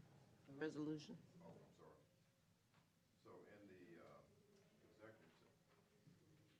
Are we doing that in the executive session? No, I was going to say in executive session, last time we had a council meeting, there was a discussion with everybody, all the council members, and at that time, you all gave me permission to go ahead and do the paperwork for termination of the employee. So this is the resolution. Just Any other questions? Okay, with that said, item 5, business. Mayor, Yes. I want to bring to everyone's attention that I put 2 agenda items on the agenda. They got taken away, and I asked Jasmine why my 2 agenda items were removed. And Jasmine, do you remember what you told me? I asked why my agenda items were not on the agenda. There's 2 of them. Mr. Mayor, And you asked point of me- order. I'm so sorry. This seems like an issue that's more appropriate for executive session, because the business for this meeting is outlined on the agenda. And Yes, so but- questions about how the agenda are composed should be handled in executive session. Well, I got my agenda items removed without, But this, here again, we're on item 5, item 4, business, number 1. Item 1, discussing possible approval to hire city manager, Councilwoman Williams. Yes, so we haven't made any dates, we haven't planted any times. And as Mr. JJ did depict, I think we need to get this position filled so we can move forward. And so I would like to make a recommendation that we hire Mr. Kilpatrick as our full-time, as our permanent city manager. Second?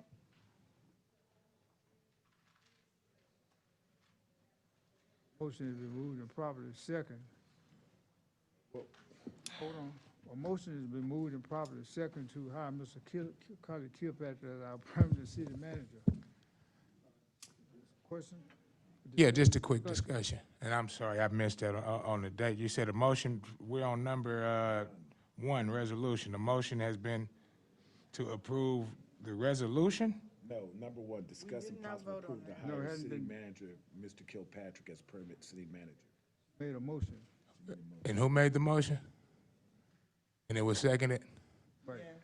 Okay.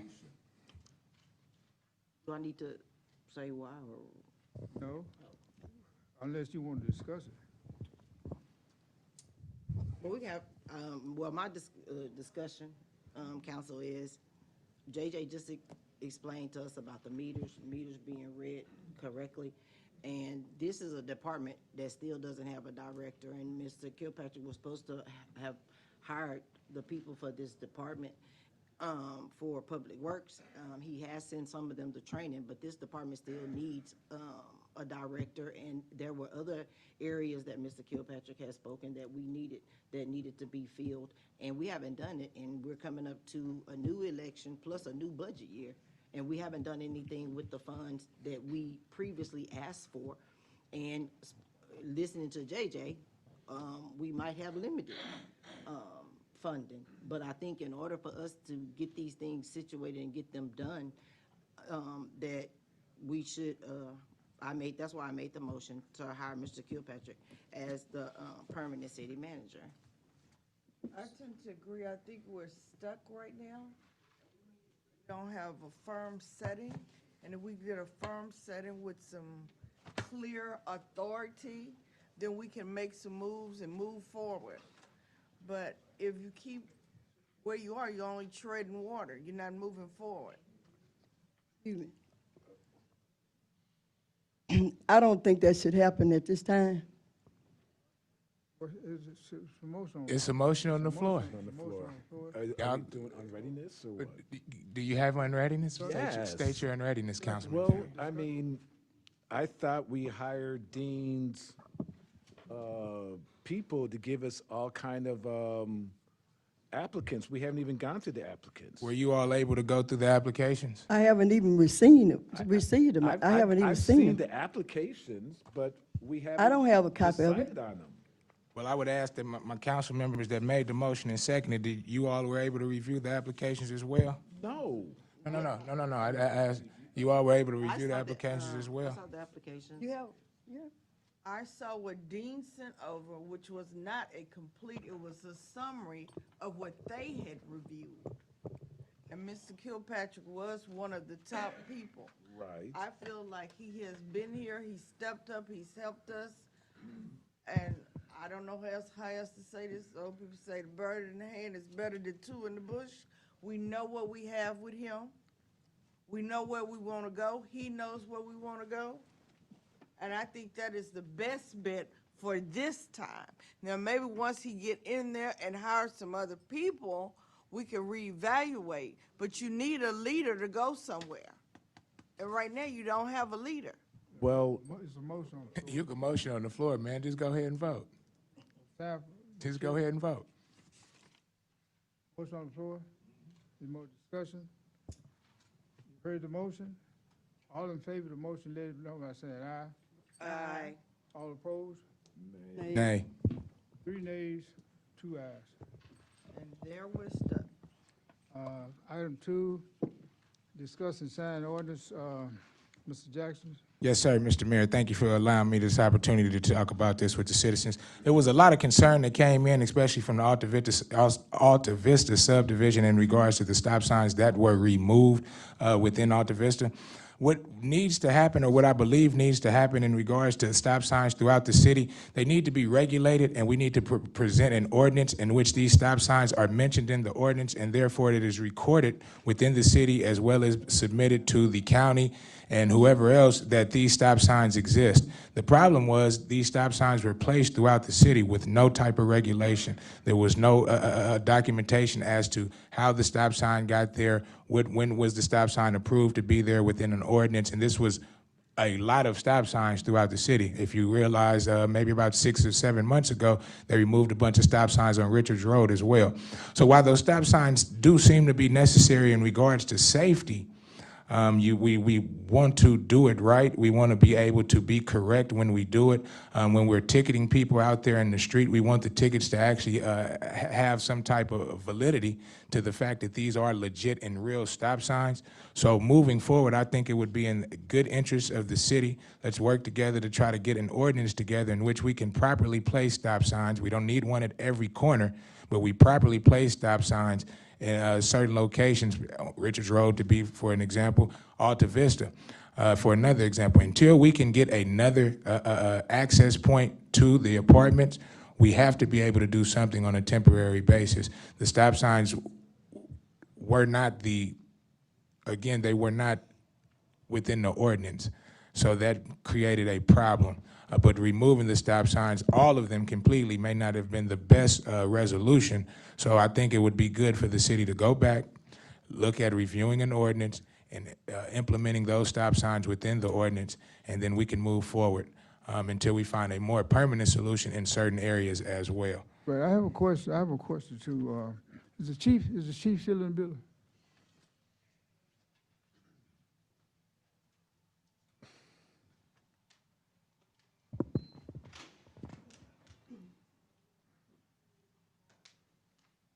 I think it had, my question.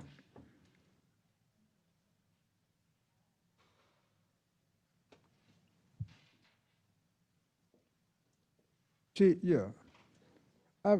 We're discussing the stop signs in Alta Vista. Do you recall when those stop signs went up? Were you here then? When they went up? Yes. No, sir, they were already up. It's, for some reason, I believe I'm hearing that there was no order. Is Mr. Davis still in the room? Emery Davis? I think he's still on the premises. But it had to do with the signs. At one time, I thought they were saying that the signs went up. But obviously, I think Councilman Jackson was saying that there was not an ordinance. Well, the signs went up years ago. The signs went up, I believe, in 2018 or 2019, around that time. So it was before a chief was hired, for sure. However, legally, if we were doing it right, We're supposed to have an ordinance in which the stop signs are at least mentioned and then regulated. You can submit the stop signs. I'll give you an example. If you get on MapQuest or Google Maps and you use it, they often tell you when stop signs come up or when street lights come up. It doesn't do that here locally. That's because we haven't submitted those and they have not been mentioned within an ordinance. So I believe it would be proper to do that, to therefore make us totally in compliance with state laws, local regulations as well. But those stop signs have been in prior to us even getting here. Yes, sir. Right. Okay, Mr. Davis, are you familiar with an ordinance that we have on the books relating to the stop signs? We talking about stop signs in Alta Vista were removed?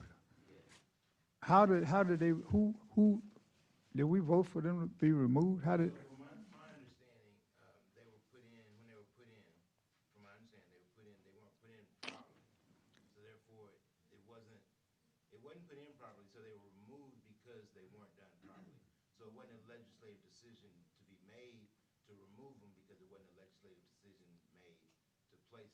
Okay, it also goes back to record keeping too.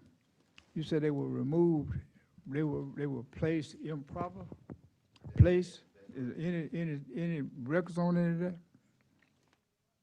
No, sir. So who, I mean, somebody just decided, some council decided just to put them up? Yes, sir.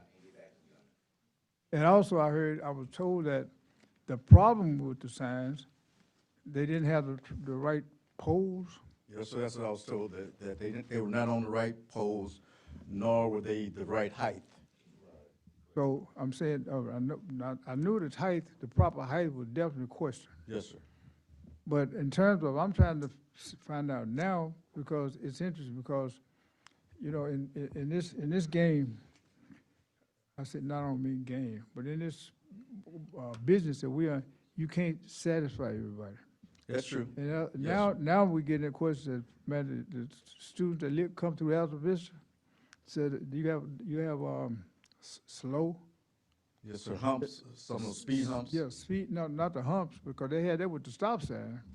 But now you have speed regulations of 25 miles or something? Yes, sir. Yeah, Yes, that sir, doesn't. slow signs. So now they don't worry about that. Now people are complaining about it's really bad. So I'm saying you can't satisfy everybody. No, sir. Obviously, when they did put the signs in, stop signs, and for some reason, obviously it wasn't done proper. So where are we? Well, Mr. Mayor, I do believe we can satisfy the citizens, at least on a temporary basis, as far as coming up with an ordinance, implementing those stop signs within the ordinance, and then passing said ordinance. And that'll be a temporary solution to satisfy the residents until we can find a more permanent solution, such as a different access point to the apartment complex. Okay, legally, attorney, when we're doing ordinances, do we sometimes create ordinances based on maybe some other towns or some other subdivisions or something that similar to what we do? Or how do we come up with an ordinance for stop signs that number one, we just discuss stop signs, and we're particularly talking about Alta Vista now. And the stop signs were removed. I don't remember even though they were removed, I don't remember the removal of stop signs in Alta Vista even coming before this body. It did? It did? That's why they were removed. You all agreed to 25-mile-an-hour speed limit signs. So we voted, I'm saying we voted to move stop signs. That's correct. It was in the resolution? That was in a meeting, in a council meeting last month or so. And that's why they were removed. Okay. So council voted, I guess we voted to remove the stop signs. But I'm saying that The 25-mile-an-hour that I recall discussing was in regards to Villa Capri. I would have to go back and check and see did we vote to remove the stop signs, because again, that's what I'm hearing from the citizen is that city council voted to remove the stop signs, and I simply do not recall us voting to remove the stop signs, but I could be I don't remember seeing I could that be in a mistaken. document. To see the who removed the stop signs? I do. Who? Public Works. Works, okay. I do remember that we were talking about either too fast or too slow, but I don't believe we ever discussed about removing. Is that your recollection? I would have to go back and review the agenda and agenda minutes, and I could do that for the last maybe 3 months or so to try to figure out exactly when or what we were talking about. To the best of my ability or the best of my knowledge, we discussed 25 mile per hour signs within the Villa Capri subdivision. But I do not recall voting to remove the stop signs in Alta Vista. But I do know we need to regulate, I guess, traffic within Alta Vista, and the stop signs, while, again, everybody is not in agreement, it's a temporary solution to what is a long-term issue. So that's for us to review. But like I said, I don't recall it. This is not an action item. This was just a discussion item. Again, for the councils to understand that we need to make an ordinance moving forward, as well as to get the information out to the public as to what's exactly going on in regards to traffic safety. If I remember correctly, it was some language about either as above 25 miles per hour or below. And I think there was some little, we had to make a correction on that, or have that amended. I believe I remember us discussing that. We can go back and take a look at that as well. Again, mine was just a discussion item in regards to an ordinance for stop signs. Okay, thank you, Chief. All right, ma'am. Thank you. Item 3, discussed previously approved speed signs on Echo Street, no dumping signs on Orange Street.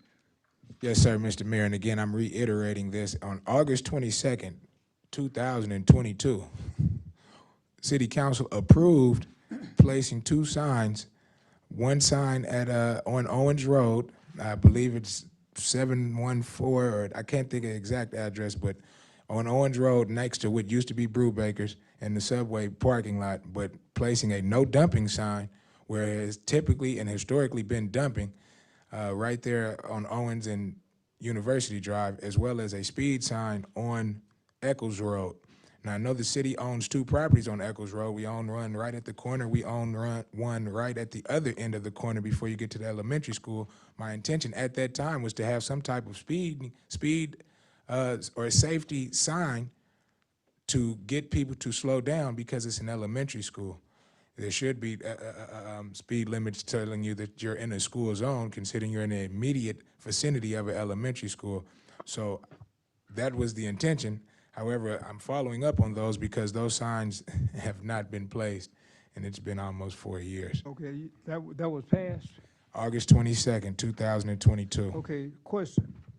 If it was passed by this body, legislative body, who was scheduled to place those signs? Is that question to me? Because I've actually placed this on the agenda multiple times, man, just over the course of my several years on here. I think this is maybe the 3rd or 4th time I've placed it on the agenda since it was passed. It's just a follow-up every time. But we're looking to try to get something done, especially that no dumping, because Owens and University is a main thoroughfare of the city, and it continues, dumping continues at their location. Everybody sees it. Okay, Okay, so, and for information, those signs have been ordered, they've been received, and they'll be put up on tomorrow. okay, thank you. You got that? Okay, well, that answers that question, Council. Item 4, discuss, item 4, discuss and take action to approve ordinance that provides opportunities for city workers to participate with city Prairie View contracting opportunities. Councilwoman Manuel. Well, I'm going to direct you to the attorney to make sure I'm following the guidelines by the law. Councilwoman Manuel is talking about the ordinance that was presented that would allow local participants. The ordinance that was presented that would allow local participation with contracting opportunities with the city. That's what she's referring to. And it has not been approved. We talked about it before, or if it's not going to be approved, nothing has happened. And so when she brought this up last time, people were asked to go back to that information and review it.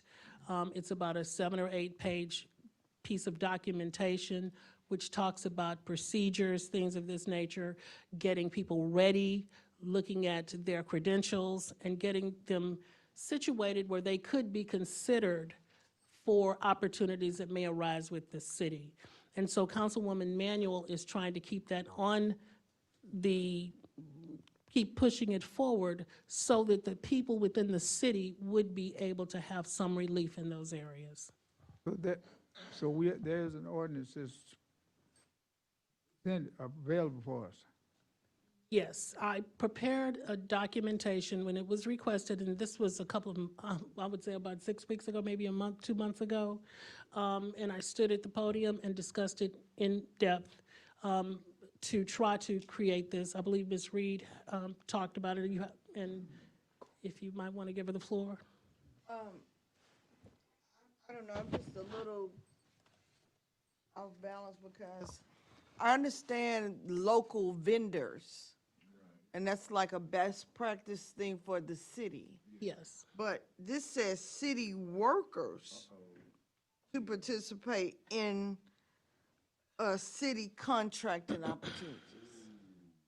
That's a slightly different. Yeah, well, there is no such ordinance or anything that was put forward for city workers, so it's run-in information. The only ordinance that has been put forward is an ordinance for local people who live in the community. So nothing has been written for city workers. Mr. Mayor, if I may. I don't think anything needs to be written for city workers. Sure, and I don't think she's requesting that. It obviously is a miswording.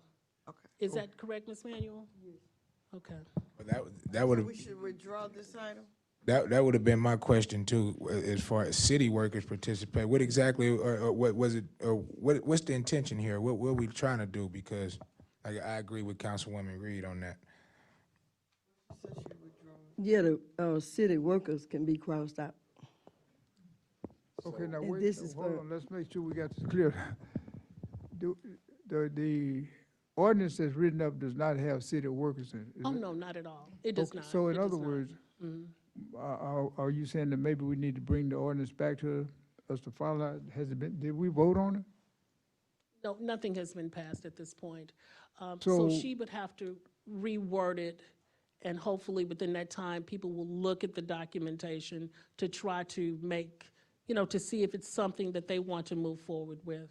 Okay, well, would, Councilwoman Manuel, would you agree to get with the attorney to look at the ordinance and then represent it because you had, the wording wasn't correct? Yes. Okay.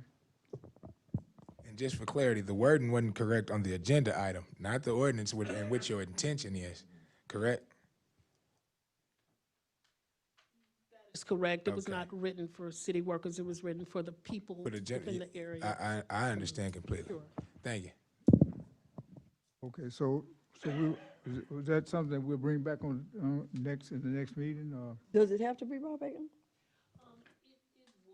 We cannot change Oh, it okay. here tonight because the public wouldn't have proper notice. Yes, okay. So would you like to say, ask the body to, you want to put this back on the agenda for the next meeting? Or just withdraw? Or withdraw it from the What does night? council suggest? What would be the proper thing to do? Withdraw it and put it back on the agenda? Well, it could be withdrawn and then put back in its proper form if you choose to include it at the next council meeting. Yes, the next council meeting, I'll submit it back. Does she need to make a motion to do that, or we just move to the next? Pardon me? You wanna say something, make a motion. Yeah.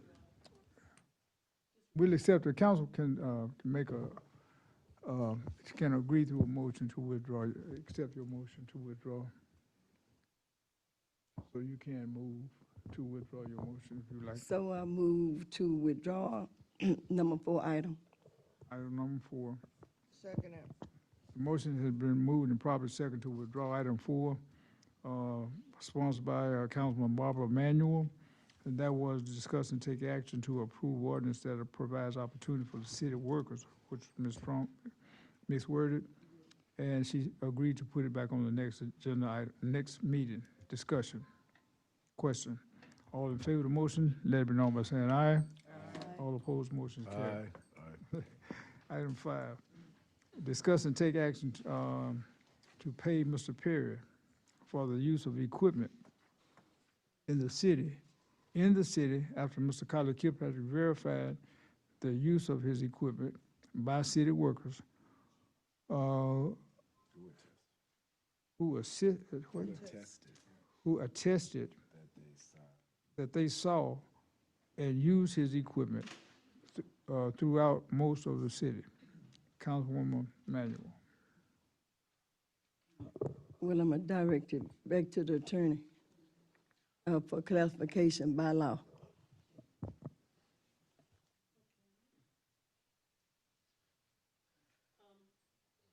Mike?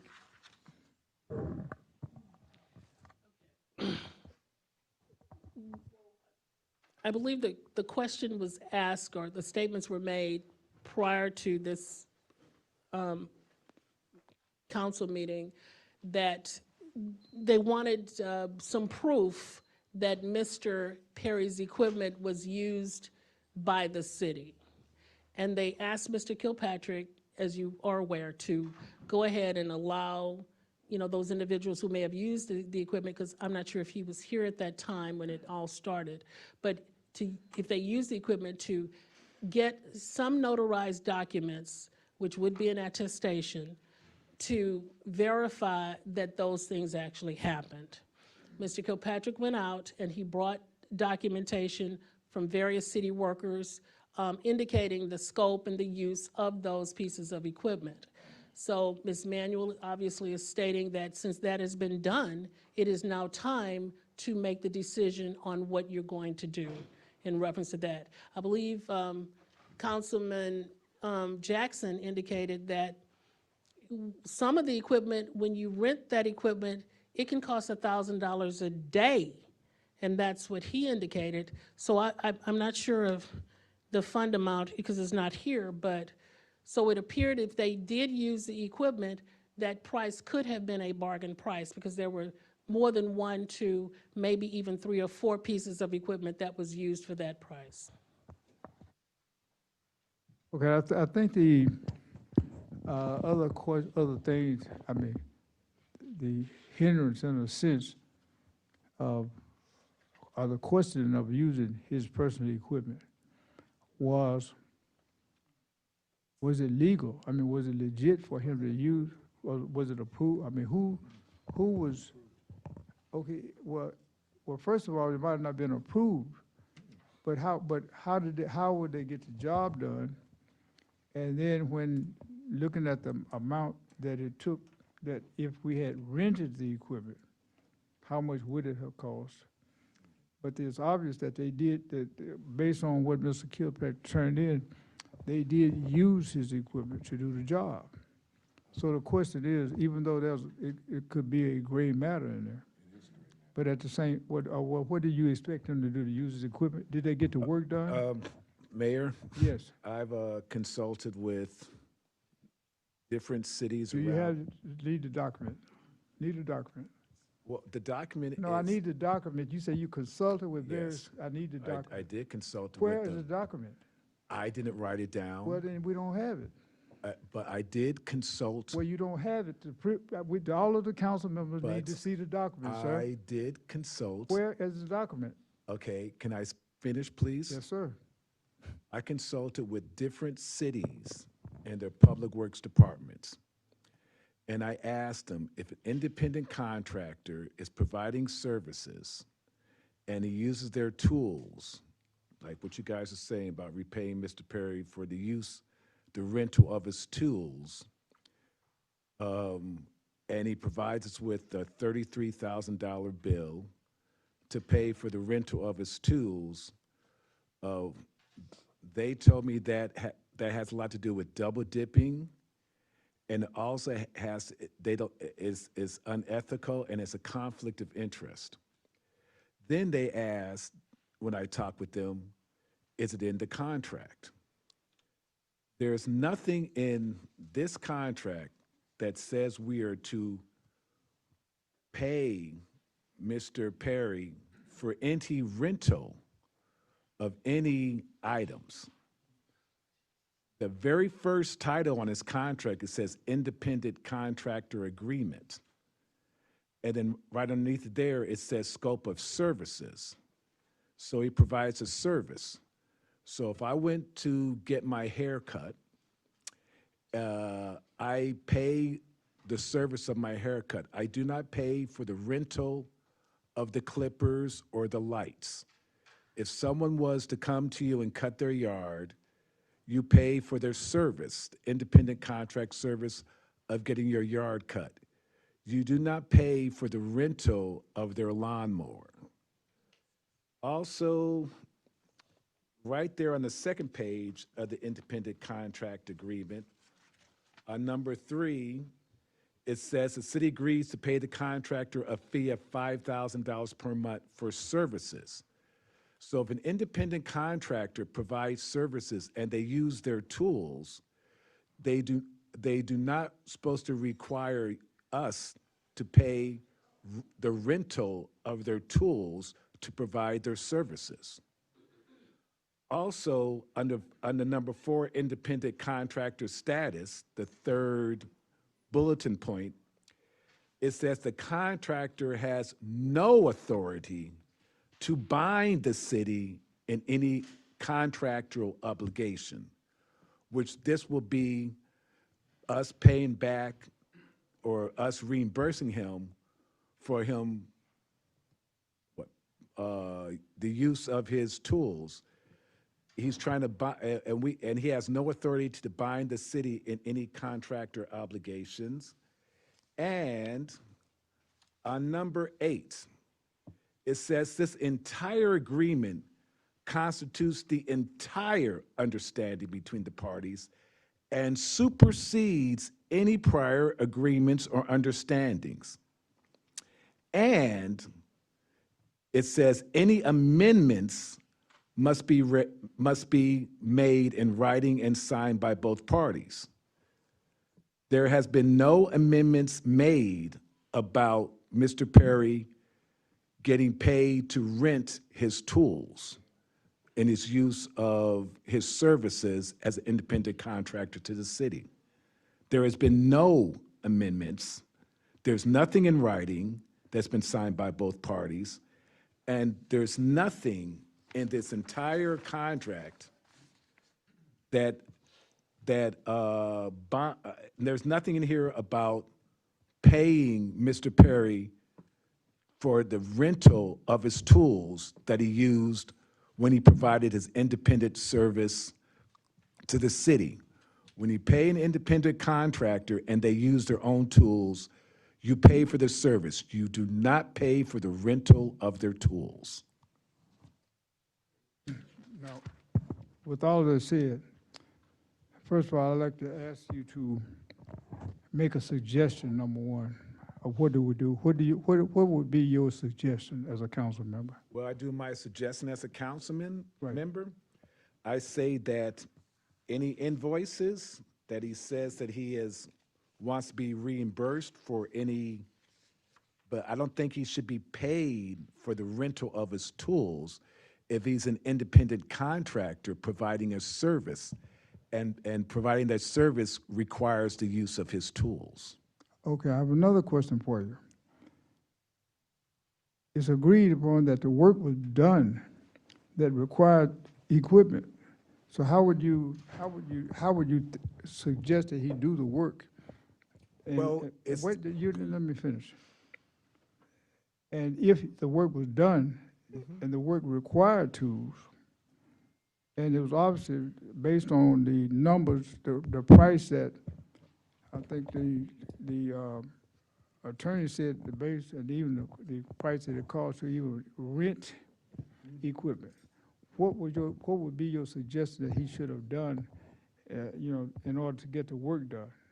What would you suggest? I believe that the city should, if Mr. Perry is saying that the tools or the machinery that he bought and he wants the taxpayers for him to be reimbursed, then that equipment and tools should not be part of Mr. Perry's plumbing because the city, it's been paid for by city taxes. It should belong in the city. But these tools and machinery are part of Mr. Perry's plumbing. Mr. Mayor, if I may, a good suggestion would be, again, and this just listen to what you're saying, if he was contracted to do a job and we don't have the tools or ability to do the job, he should have told the city, I can't do the job unless y'all get the tools. Or Yes. The other part to it is the city shouldn't have accepted the work. The city let the man come up here day after day after day after day and use his equipment up, run it to the ground, however you used it to do the work, and you let him do the work. So the city should not have accepted the work if the city didn't want to work out some type of deal or reimburse for the work. But he's been hold reimbursed. on. Since you asked what the suggestion would be for him, you didn't say what the city suggestion would be for the city. If I were him, I would have said, man, I can't do the job without the equipment. And he is an independent contractor who says he can provide these services, and he has a plumbing who has these tools. Mayor, may I add to that? Yes. First of all, the contract that you're referring to is a contract for hire, okay? That has nothing to do with the lease of equipment.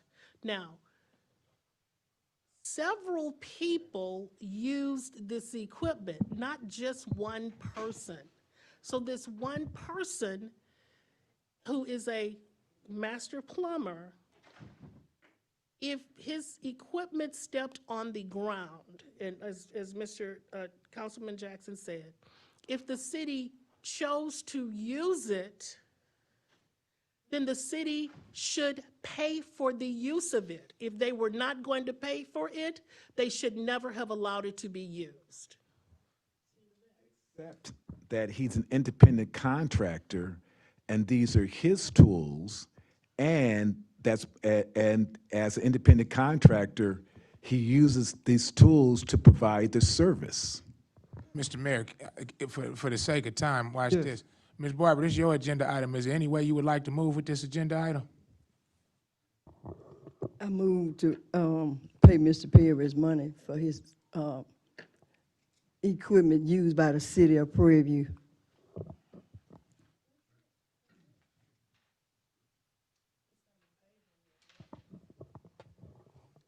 Is that a motion? Yes. Question.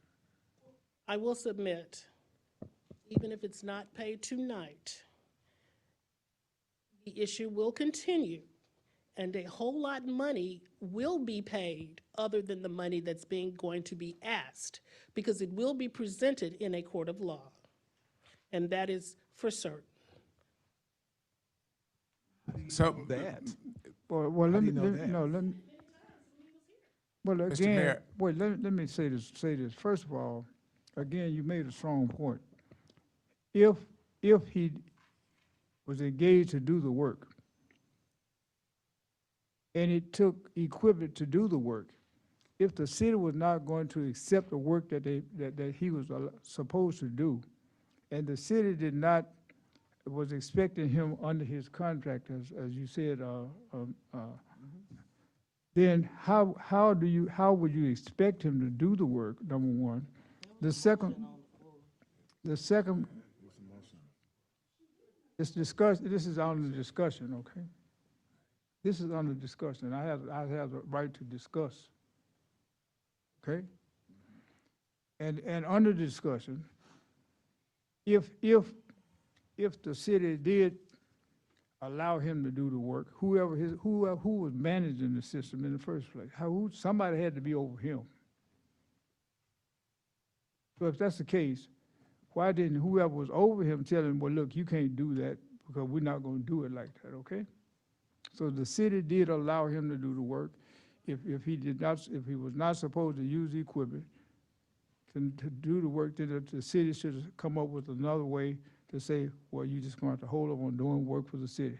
If it was proved that he didn't do the work or didn't cause the work to do with the people that were under his supervision, and even according to even what Mr. Kilpatrick presented, the work was done. Mr. Mayor, if I may. Yes. And again, Ms. Barber, I know you made the motion. It was not seconded. I did not second the motion because I believe personally, if we go back and try to find a resolution as far as perhaps a common offer or somewhere in between as opposed to what's being offered, I'd be more than willing to try to look into that because I do believe we took the man's work. I wouldn't have somebody continue to cut my grass week after week after week and insist on not paying them because, hey, I didn't agree with you to cut my grass, but I let you come out there every week and I watch you come out there every week and cut my grass. So we took the man's work, but I did not second your motion because I feel like it could be a better resolution for the city as far as us financially and economically. But I firmly agree. If we took the man's work and allowed the man to continue that work for 8 months, that's what's being billed on us, 8 months, not 1, 8 months, then I firmly believe, yeah, it's wrong of us to take the work. That's also, I want to use a term, but it's wrong of us to continue to take the work knowing with the intention of not paying it. Only problem with that analogy you provided is that we did pay him for the work. We paid him $5,000 a month, every month, and he said he didn't even have to come into City Hall to do the work for City Hall, and he was automatically given $5,000 a month. And then another thing is, when you pay an independent contractor and they provide services, if I go to the barber shop or I want my yard cut, I don't say to them, oh my gosh, I'm supposed to provide you with the lawnmower so that you can do your work?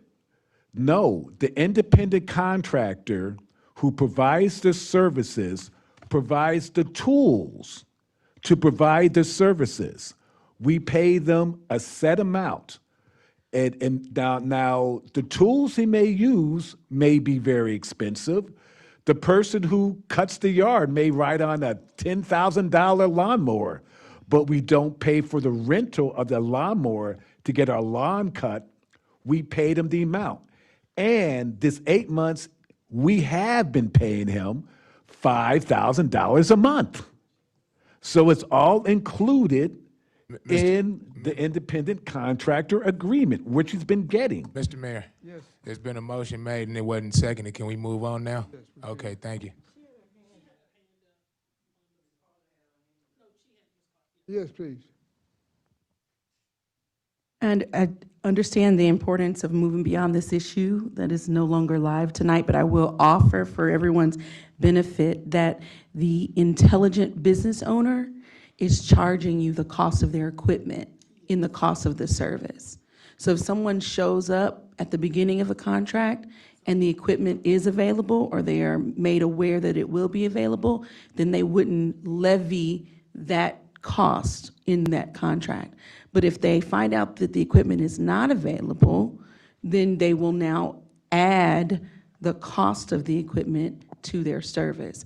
So your haircut already includes the cost of keeping up the equipment to cut your hair. So when we say that we accepted his work and we paid him for his work, the question is whether the work envisioned that he would show up with his own toolbox or whether there was an expectation that he would use the tools that were already provided by the city. That is the important question that needs to be sorted out. Thank you, thank you. So with this, perhaps need to go to another level. Die for lack of second. Number six. Discuss and take action to request HP laptop computer for my job performance. Yes. You can cancel that item. You want to cancel that, Ms. Barber? You sure? Yes. Are you sure you sure? It's been, yes. Oh, it's been resolved? Yes. Okay. Item 7, discuss and encourage committees to bring forth any historical information to be included in the African American Cultural Heritage Commission, 14 founding families who helped build the city of Prairie View. Yes, Mayor, as you know, the African American Cultural Heritage Commission and T. Dwayne Moore, we have started a 14 Founding Families project, and we just asked the public if they have any historical information to help with this project, to please bring it to City Hall. Thank you. Thank you very much. Okay, item 8. Wait, I need to, this is what I'm saying about Mr. Moore. He could, what I'm asking him for, instead of going to his office, he can bring it up here. The information on the history that I. Did you go into his requested. office? That's what I'm saying. I don't need to go. He need to bring it up Well, here. no, sorry. Hold on, let's make sure you get the recognition. Mr. Councilman Jackson, I'm sorry. I don't know where that conversation necessarily started, but what I do know is Mr. Moore has been posting flyers throughout the city. There's one at the post office in which he's informing the local residents that there is a 14 Founding Families project occurring. Any information that we have, please bring to him so he can compose the information, and then which he will present to City Council and to the city as a whole. But he's making a request, and he has put out flyers. Anybody who has information that they would like to share or would like shared, please provide the information to him. Yes, he can come up here, but he's made the request that we provide the information to him, whether that be an individual or a group of people or whatever the case. But he has put out flyers. Take a look when you get an opportunity. Yes, and I encourage the entire community, if they have any historical information, to please contact T. Dwayne Moore, or bring the information to the City Hall, or some way get this information to us so we can go forward with this very important project. No, I was saying the information that I need from him, I want him to bring it up here to City Hall and present it. Oh, he has some information that you. Yes. But I thought you said you were going to go to his, I told, But I changed my mind. I don't have to go to him. He need to bring it up here. that's where the information Anything on is. the graveyard, the cemetery, GW Wide, or whatever, he can just present it here. Okay. Okay. Right, that'll work. That'll I mean, I don't need to be, I don't have to go to him. He I need to don't- bring it and up I here don't to think City he Hall. has a problem with that, okay? Yeah. Item 8, No, he don't have no problem. discuss and encourage community involvement with tomorrow's Parks and Recreations Committee meeting, where architecture students and professors will present conceptual designs for Tapscott and Pine Island parks. Yes, Mayor. As you know, the architectural students at the City of Prairie View, there's been 2 architectural students, and they've been going to the parks and looking at them and coming up with some concepts. It's just conceptual designs. And I'd like to let the public know that tomorrow's Park and Rec meeting, starting at 6:30 at City Hall, will include the Professor Okilo, and he is the Associate Professor of the Architectural Cures Center, if I'm not mistaken.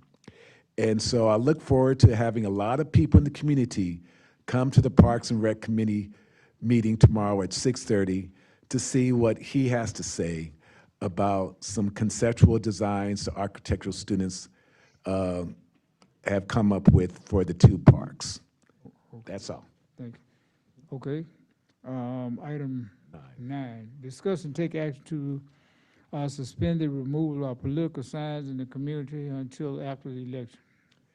Mayor, I'd like to table this or withdraw it. Withdraw it. Yeah, withdraw. Number 10, discuss and action on consent to modification of financing by New Hope Cultural Education Facility Financing Corporation for student housing at Prairie View University. And we decided to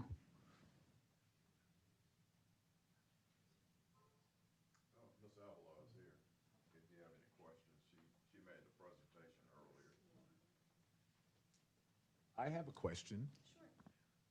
Okay, now this housing project is going to be on the campus of university? Yes. Okay. So I don't know how much oversight or what we can say about this, but maybe I can get your card later and we'll talk some But this is by Mr. Kilpatrick. Mr. Kilpatrick? Yes, sir. Are you presenting this? Or you just introducing? Pardon me? Oh, okay. But if you need more context or, Well, first of all, I guess, are you aware, I guess maybe I'm wrong, and maybe somebody else can help me, but I don't think we, because of the way the government is set up, I think this presentation would be to the university, because it's on the campus. We don't control the university's project. well, I'll let him speak and then I'll answer. Yes. Mr. Mayor, I'm under the impression that there was already a previous agreement or a previous documentation in which we went to agreement with them or in regards to this situation. Am I correct? With the university? Yes, so let Go me ahead give and you, explain it to us. sure, let me give you a little bit more context to, put your mind frame there. So back in 2019, the town of New Hope, the New Hope Cultural Education Facilities Finance Corporation, I'll just call it the New Hope Corporation to keep it short. So they issued a tax-exempt promissory note, so just a debt instrument, on behalf of the town of New Hope. And the borrower, the funds were loaned to an LLC, a Collegiate Housing LLC. So when you have tax-exempt debt being issued by, a governmental entity, and you have a private use involved, that kind of triggers certain federal law requirements. So the reason why the city's involved, even though, again, there's no obligation to the city, you're not being asked to secure any of the debt with assets of the city, there's no liability to the city. This is the federal government's way of making sure the city is aware of what's going on in your jurisdiction. And because the project is on the Prairie View campus that's located in the city, it's just, kind of asking for your blessing, even though you're not being tied in any way to the debt. And so, and the way that's done is by publishing notice in the newspaper of general circulation, which we did back in March 30th of this year. And that essentially just alerts the public of what's going on. This is what's going on campus. This is what we're doing today. If you would like to comment or weigh in on this, we're having a public hearing on set date. That hearing was held on April 6th. As I mentioned earlier, no comments expressed grievances, there was no issues, and really what you're doing today is just giving your blessing or your consent or approval in order for this financing structure to proceed on a tax-exempt basis. And by doing so, you're really helping the university save money. Okay, Because, well, question. sure. So what would happen if we didn't give it the blessings? In other words, do we? Great question. So if you, and you don't have to, but if you do not, what would change now is that the note would go into, it would be issued on a taxable basis, which would increase the university's debt service and essentially produce less revenue for them. So it would hurt the university financially. Okay, I have another statement. Because, Yes, and because no, I just have to. another statement. This is my statement. So, I mean, attorney can have a Yeah, and just, statement too. for because like, so my- in case there's my- any confusion, when you issue debt on a tax-exempt basis, you get a great rate as compared to debt that's issued on a taxable basis. So that's why Right, that but change. I don't recall the university having an entity that's on the campus, Anyone, I'm sorry? a business on the campus that benefits the city. Give an example. Well, Let me finish it on, because let me give you an example, such as a company called San Bernard Electric. They provide electricity for the city of Prairie View, and they provide electricity for the university. Well, guess what? The city of Prairie View does not get one dime from San Bernard, but they also provide electricity for the city and the university. But there's nothing that I know of a document that said, but we would like San Bernard to give the city the percentage that they make off of us because they're in the city, but I've never seen that. So I'm saying, what's the benefit? Well, the benefit is that the university will have student housing, and the university, brings business to your city, so. Turn. You can go first, Carla. You can go first, and then- So basically, the city's role is supportive. It's supportive, and even though, no matter what, you've indicated, Mayor, it would help to support, it would never hurt the city. Correct. You would be supporting an opportunity for the university. It would help them with their bottom line if they didn't have to pay more in taxes and what have you. And that's what she's asking for. It's obviously important, your position is quite important, or they would suffer in some way. So basically, she's here to basically ask for your support so they can keep that tax exempt status. Is that correct? That is correct. And like I mentioned before, the parties involved aren't issuing more debt. This is simply, they're asking for an extension of 3 years, and they want to maintain that note on a tax exempt basis, so. No, It would be the borrower in this deal, which is the Collegiate Housing LLC, and they're the owners of the project at the city, at the Prairie View. The student housing, correct. okay. They're looking for tax exemption, because the university doesn't need it, they don't. Correct, but this also helps the local government entities involved. So here would be the Town of New Hope and the corporation that's connected to the Town of New Hope.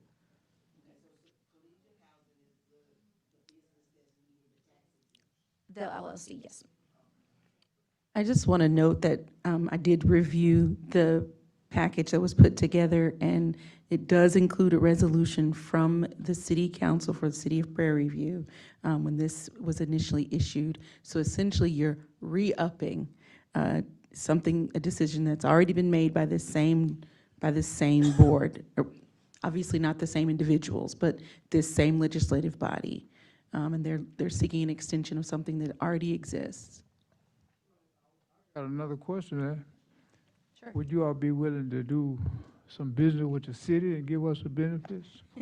Well, I am bond counsel, so I really am not a private party. I don't, lean on either side. We just represent the deal, really, and make sure everything is being done with state and federal, in accordance with state and federal law. I understand you represent your company, and I understand your perspectives, but I also understand that I see the benefit for your company, and I think that, in my opinion, it would be nice to us to come up with maybe, since we are growing, that somebody in your company said, well, look, since we're getting the city to do this and we write this nice letter. Well, Mayor, let me clarify. I don't work with the LLC, so I represent the New Hope Cultural Educational Facilities Finance Corporation. So as bond counsel, we represent local governmental entities. So really, we're helping folks like the city. And You represent the city? no. The New Hope Cultural Education Facilities Finance Corporation that's issuing debt on behalf of the Town of New Hope here in Texas. So I do not work for an LLC. Okay, well, I would like to meet the LLC. Or developers or anything. Well, I would like to meet the LLC, though. Attorney, yes. Just a quick question, ma'am. If the cost of the loan goes up, does the cost of housing go up for students? Yes. Well, actually, I would have to look into that because I'm not sure. I would have to look at that specific agreement. What I do know is the debt service would increase. I don't necessarily know if, that's a possibility, I would say. Because in order to meet the increase in the debt service requirements, it's very likely the university would have to find a way to offset that difference, which would involve likely increasing the Housing costs for students? Correct. Mr. Mayor, if I may, just a quick question to council. So you've read over this and you have at least a slight understanding of what's being presented to us, correct? From your understanding, what's being presented to us is already in place. Nothing changes if we extend it. Only thing that changes is you're extending what's already in place. That's correct. So no other way does it affect us except for extending what's already in place. Correct. Now, do my colleagues understand that there's already an agreement in place that took effect in 2019? Does anybody have any questions in regards to the agreement that took effect in 2019? Okay, does anybody have a problem with it maintaining exactly how it is today? It'll be like it'd be like this tomorrow, only we just extended it. Okay, well, in that case, Mr. Mayor, Take it away. move to approve on consent to modification of financing by New Hope Cultural Education Facilities Finance Corporation for student housing at Prairie View A&M University. I second that. The motion has been moved and properly second to, well, let me read it right.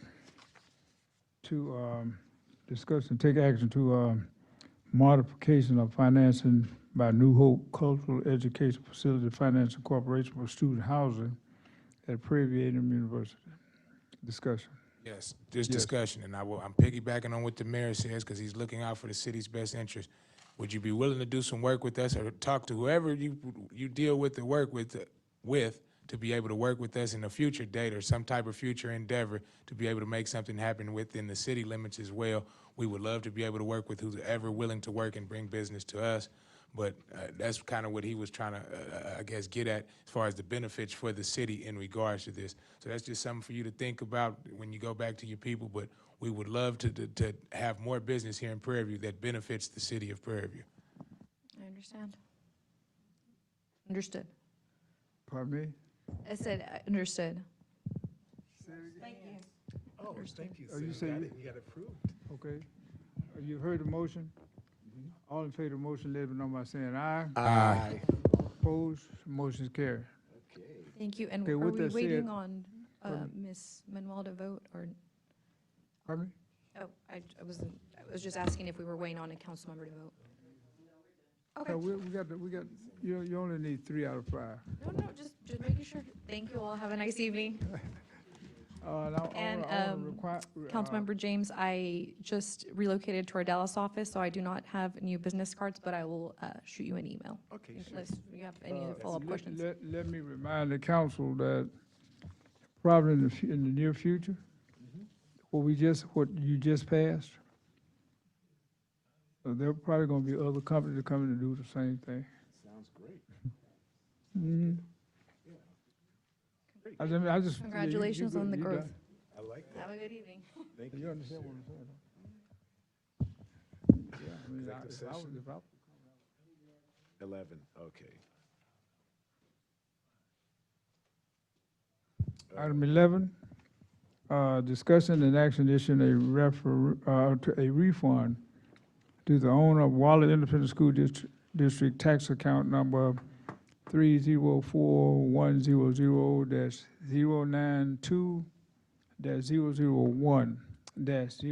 304-100-092-001-0100 for tax year 2025, value change per WCAD supporting rule of Waller County Appraisal District, support role, number 09, in the amount of $634.50. Acting County City Manager, Scarlett Kilpatrick. Mayor and council, anything over $500 is a refund you all have to approve.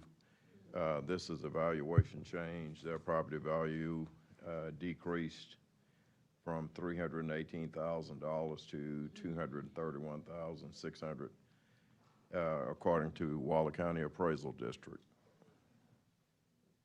Mr. Mayor? Yes.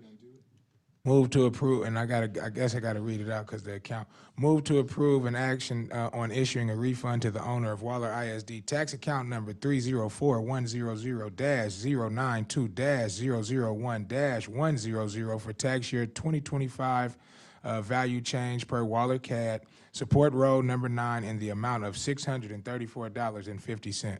I second that motion. You've heard the motion, moving properly second. Discussion? Yes, sir. Discussion and a question. My first discussion would be to my colleagues. This is a property, I believe, on Chapel Road, correct? Yes, sir. So Chapel Road is right there off of Wyatt Chapel. You make the left at the church, Chapel Road, it dead ends down there. These will be property owners in that area. My question would be this: do you have any information on how the taxes went down? Was it through a protest? I am not 100% sure on that. I can check and find out. Yes, sir, because I know they will tell, even online, that if somebody protested and show what the protest came in and where a reduction. So that would be good to know for other taxpayers as well. But we'll look into that. All right, that's exactly why I asked. So call the question. Question. All in favor of the motion, let it be known by saying aye. Aye. All opposed, motion is carried. Item 12. We don't need to do that. What? We're not gonna do that, right? Do we need 12? Yeah, if I may, for purposes Yes. of housekeeping, I think you should at minimum state on the record at this time what your proposed action is on item 12, because everything you discussed was during the presentation. Right, and I think there's some additional comments that would like to be presented for that. I believe I'm correct on that, item 12? Comments? Yes, go ahead. Yes, Mayor and Council. Yes. As I stated before, the number of connections that the city has currently is just over 2,700. And that it's, TCEQ looks at connections a different way than just how many meters that you have. So that's an important distinction. And the elevated storage capacity you have would allow you 3,000 connections, so that's less than 300. So just this memorandum of understanding would help put together a developer's agreement that would construct a 300,000 gallon elevated storage tank, which would provide the city an additional 3,000 connections.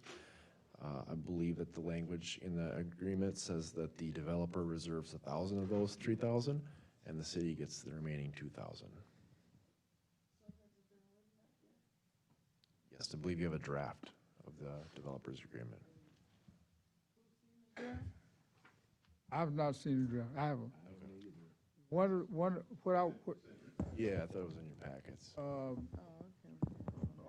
On my way out, I would like to see it because I don't know if you all remember approving a company that was doing some work on trying to get more more utilities, and we had approved that. And I think it's still being worked on in terms, and I believe that a project like this, going to the agencies that they're looking at trying to get some more utilities in, I think that it will strengthen the project.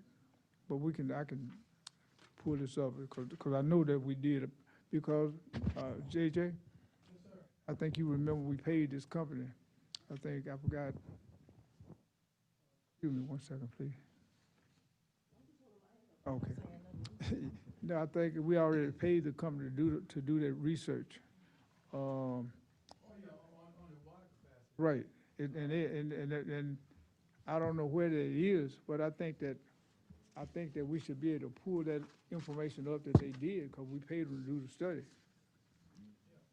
But the thing in question here is, based on what the engineer said, you're gonna get additional capacity, am I correct? That's correct. And they are willing to basically finance this opportunity. It's an opportunity for you. Correct, that's what I'm saying. Additional capacity that you do need for future development. Right. And their proposal is that they will cover the cost of the facility that's gonna provide you additional capacity. The way the cost is recovered will basically be through the property tax that will be charged on the new facilities that are built in relationship to their project. So it's not gonna cost you anything to get this capacity right now. Right, That's a good deal. right, that's what I'm saying. Only thing I'm saying is if you hear what I was saying, the company that already, we already paid them. I know we paid them, because I remember when you, but listen to me. All I'm saying is a letter from them saying that we're working on something like this to what you're doing. It will help, to me, it will help you saying, hey, man, this is a good deal, y'all. Come on. Somewhere in your file. Okay, but all I'm saying, let's add that letter to it. Surely he gave you that, because, economic development, have paid for that stuff. Right, I mean, it shows good faith. That's all I'm saying. Trilogy did complete a water study report, and in the report, and this was, I believe, from 2019, Right. they listed that the city had approximately 2,400 connections at that time. Right, that's what I'm saying. That would add to it, good faith. That's all I'm saying.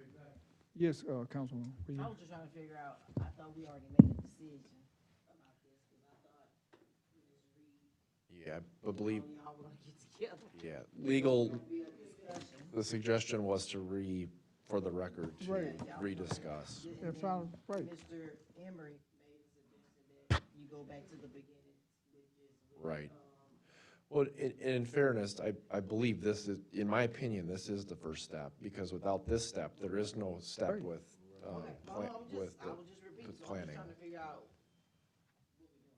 'Cause I thought we had Sure. already decided Yeah, to have a meeting. yeah, I believe Councilwoman we Reed are and gonna have a meeting. Councilman James, yep. Yes, we are. So you got my number. and- Could you narrow down the time when you want to That's have it. that meeting? Because from what I have found out and understand is that the funds for this particular opportunity has a date attached to it, or the opportunity could be foreclosed to us. Right. And That's so what I'm that's saying. why if you could get a time certain and put that down so that you can proceed. You guys Can want y'all to? decide on a date Yeah. and email Mr. Mike and Ms. Reed, and y'all can meet via Zoom? And here is part of the rationale behind that. Folks who make decisions on whether or not to, or on what properties are available to lease, are done in March to June of the year in which the fall semester occurs. So it's my understanding that if funding is approved, if the construction is able to begin in June of this year, so by March of next year, 2027, there will be, one or more buildings or structures complete or nearly complete, so that lease-up can begin for the fall semester the next September in 2027. And if the developer is not able to meet that timetable, then we're foreclosed from this opportunity for a year. And the agreement is in place that funding would be available for the construction of the city facilities if we start now. Right. And that's the urgency. Right. It's- Okay, so can y'all get a meeting? Yeah, set So When do you y'all, want- y'all gonna meet when do next, you so guys y'all want gonna to meet do? next That's week, up to you. Can we have a meeting next week. tomorrow? Yeah, we can meet you. Sounds good. I can't be here this week, but next week. Next week? Okay, let's Oh, see if we can get let's- Can y'all do it by Zoom? Yeah, can we do a Zoom meeting this a week? Zoom meeting. I know we Mr. have. Mayor, and then again, it is early in the week. Today is Monday, so if you all have the availability, sometime perhaps later this week, perhaps you all could check into it. I was just gonna say, I know that they're offering an agreement. Is there any way the agreement can be contingent as far as them meeting their obligations within you all's meeting, or make sure that it's contingent on them meeting their obligations? That way, I guess that'll help push it along as far as giving us the confidence to move forward with them, especially if they're guaranteeing you or telling you, hey, we're going to meet our obligations before we expect or before we expect this. Okay, well, tell them, yes, sir. I'll be quiet then. Go ahead.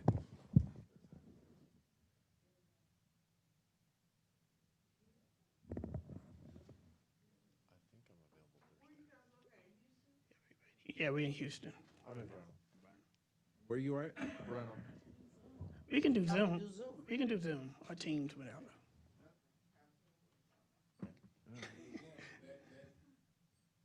you all, Mr. Kilpatrick, the attorney, and Mr. Davis too, correct? As well as Mr. Jarrett, correct? Right, so we gotta get with Mr.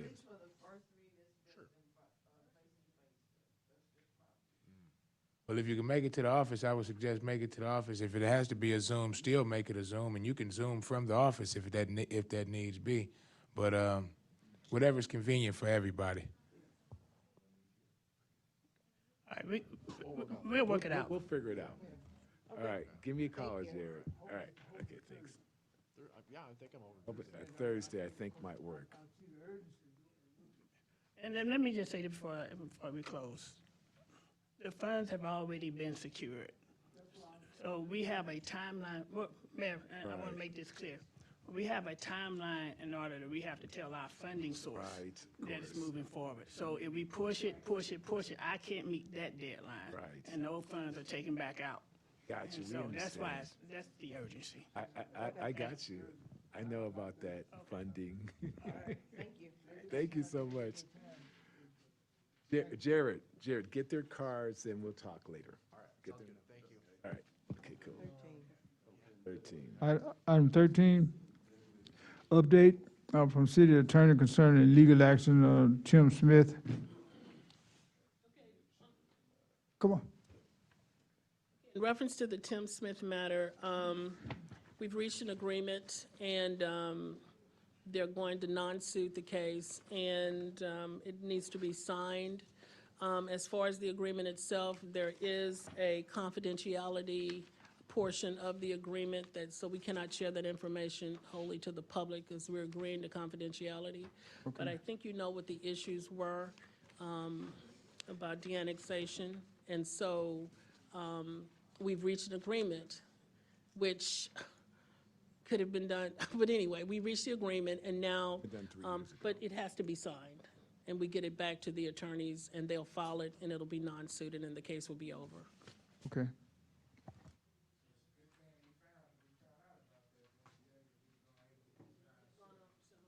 Okay. It would have been a better thing if we found out about this 3 years ago. Item 14, discuss and approve the delegating of authority to acting city manager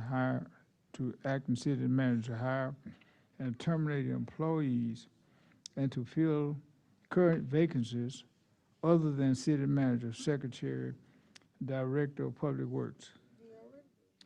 No. Mayor? Yes. I like to approve the delegation of authority to the acting city manager to hire and terminate employees and to fill current vacancies other than the city manager, secretary, and director of public works. Am I, You made a motion. I made a motion, do I get a second?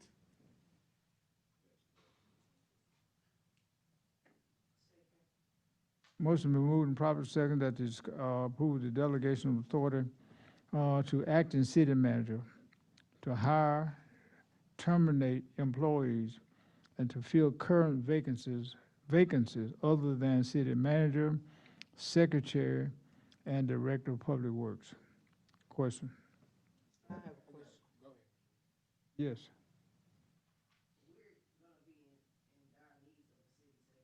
How Mm-hmm. long are we gonna wait for that? I think that, and I think, I believe that, Because previously, the city secretary's hire has been under the city manager. Yeah, well, we just, it's on the agenda here. You said except. Well, we can, I think that you all can interview someone that I think that can fill if, excuse me, I have a question here. On this thing. This says the city manager to hire and terminate employees and to fill current vacancies other than the city manager, secretary, and director of public works. But right now, he has the ability right now to hire and terminate this, the secretary and director of public works. Am I not stating that correctly?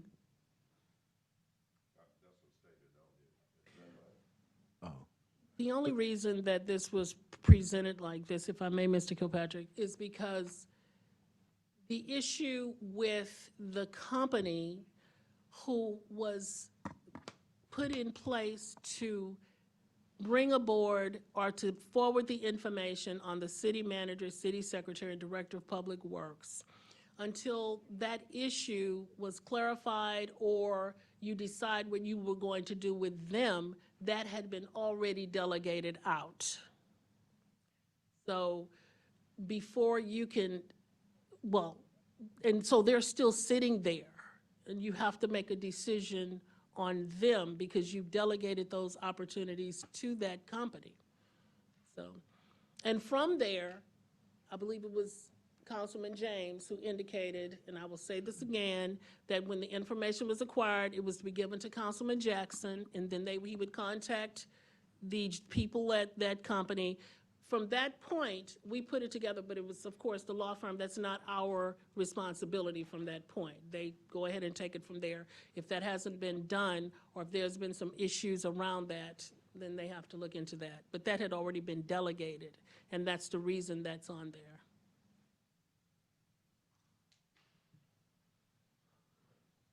Discussion?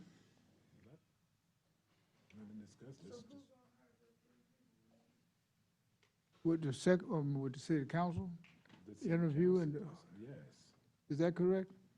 Decided what they wanted to do. That's amongst themselves. Oh, They were the yeah. ones sitting there, either they were gonna look at all the applications, they were gonna do that. They were the ones saying all that in executive session, so they can decide what they wanna do. Okay, all right. All right. That's, It's been properly moved in second. I believe we have to vote. we have a motion on the floor. Yeah. All in favor of, I still have. oh, question, unread, go ahead. I'm still asking.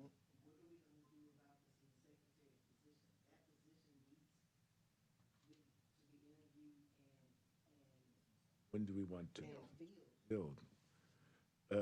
Everyone has Can't the go a long application. period of time without Right, a city that is certainly Then correct. you want to contact the company whom you hired and then resolve that issue with them, and you can make a decision from that point. Or we can look at the applications that we received and make our own decision. That wasn't, that was not the original That's agreement. never so been, you know, That was not the original agreement. voted upon. It hadn't been voted on, and that was not the agreement. To look through the applications? Now, what did you just say? I said, we can look at the applications and we can decide who we want. Well, okay. Have we gotten to that stage yet? We got the applications, yes. The city secretary and the I have read director of public works. Right. They stand up here talking about the meters not being read Right. correctly, and this, that, and the other. We have got to get people in place so that this stuff can start getting done. Right. And we have the applications right here. I've got all the applications. I do. Malcolm. Got a whole bunch of applications. Did you guys look through them? I see resumes. I see everything.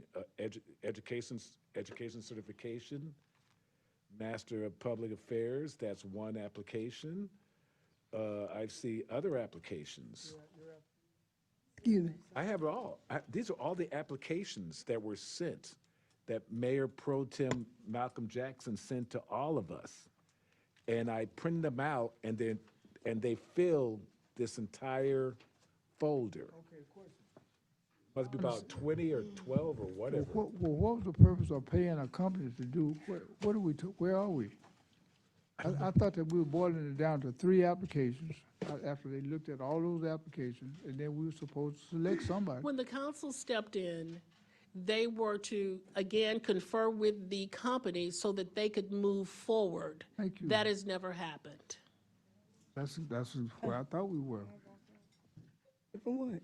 But, Mayor, I don't think the responsibility of seeing who all the applications should be taken away from us. I think that we should look at all the applications and we make our decisions among ourselves. No, what you're doing is doing the same thing that we're in the same position that we were in before. We're trying to eliminate that, okay? That was not what was supposed to be taking place. You forgot what we. We got all these applications. That wasn't our job, though. We were not supposed to review all those applications. That was not what we agreed on. No, because we did not. We didn't vote on that. That's why we hired a company. You forgot? And with that, So the company's gonna take away our ability to decide on who we want? If I may, Mr. Mayor, yes, you all have had the applications for a couple months at this point, right? yes, Okay, so couple of weeks. a couple weeks, okay. So at this point, you are in a position to handle it however you would like, whether you're going to review them yourselves or coordinate with deans. The ball is squarely in the court of the council to decide how to move forward. Well, it's up to the council. I'm open. So are they narrowed down to 5? First, Company?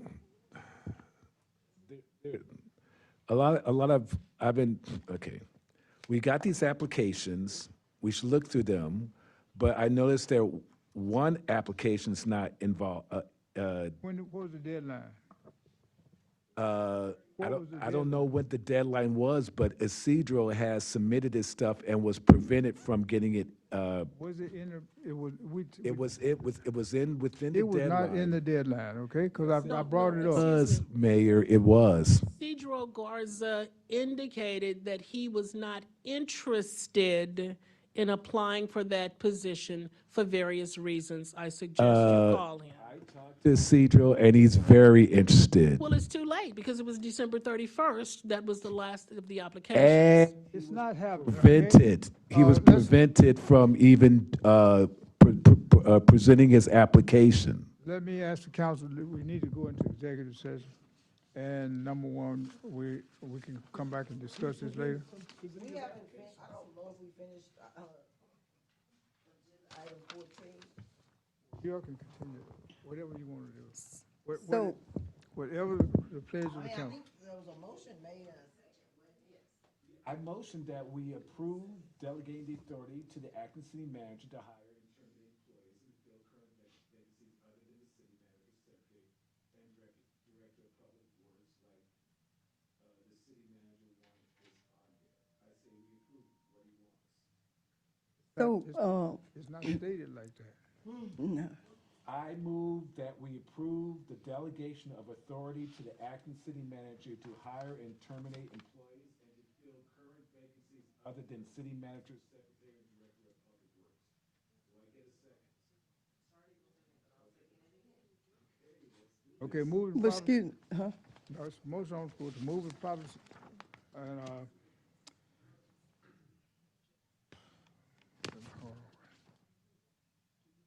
yeah, discussion and to approve, excuse me, item 14, discuss and approve the delegating of authority and acting city manager to hire and terminate employees and to fill current vacancies other than city manager, secretary, and director of public works. Discussion.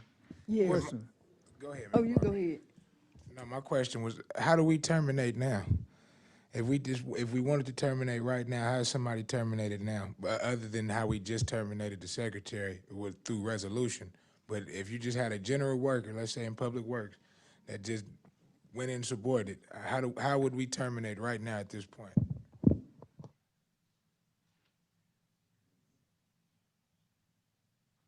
Okay, well, first of all, is that on the agenda? I don't think so. I don't think that's an issue that even be discussed on the agenda because it's not on there. The agenda says, discuss and approve the delegation of authority to the acting city manager to hire and fire employees and to fill current vacancies other than. That's what's on the agenda. So it says terminate, and that's why, excuse me. Yea or nay? But, Yea or nay? yes, ma'am. I vote for yay. Wait a minute, excuse me. Hold on, For wait a yay. minute. I vote for did yay. not even call But I for have the a question. Yet, I did not call for the questions yet. Yeah, I have a question. We got a discussion. Of course, yes. On terminating, do they have a list of who they trying to terminate? Do they have the names? They're not terminating anybody. That's just giving him the authority. If he needs to, I didn't. he'll be able to do that. It's not a list of anybody hiring or firing. Right, just look at the, Yeah. and we have an item on the agenda. I'm gonna read it one more time, it's already been moved and probably second, okay, for the last time. This discussion and approve the delegating of authority to the acting city manager to hire and terminate employees and to fill current vacancies other than city manager, secretary, director of public works. And I got a motion was made and second. Discussion? Questions? All in favor of the motion, let it be known by saying aye. Aye. All opposed? Motion is carried. Thank you. Item 6, executive session. The city council will convene into executive session pursuant to chapter 551, section 551.071. Receive legal advice and discussion if necessary. It is now 9:05. Let's go into executive session. Better than most. We do this 10 o'clock when this happens. We're doing good. We're not gonna be long.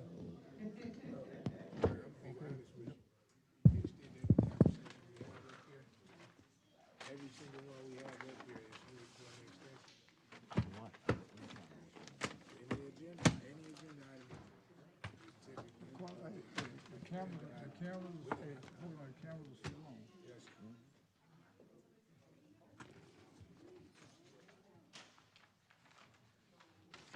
Number 2, what did I do with that?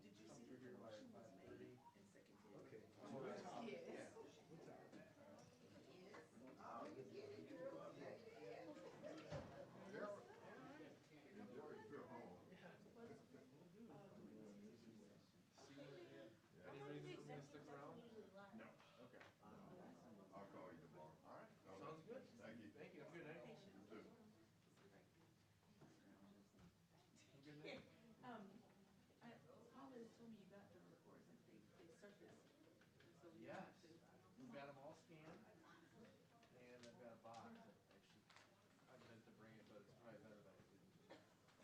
Take care. Yeah, I'm gonna put those, I got all the reports, they're all scanned. Okay. I'll get you the reports on a flash drive. I'm gonna keep the scanned copies at Strand as well. Yeah, okay. So that they're somewhere. And if somebody calls up, I'll no problem just handing them over. Here you go. But I'll bring them. Yeah, I'll bring the hard copy. Okay. All right, thank you, Jared. Have a good night. Ooh, good. You gotta love this, Mr. Cassandra. Let's get good. Have a good night.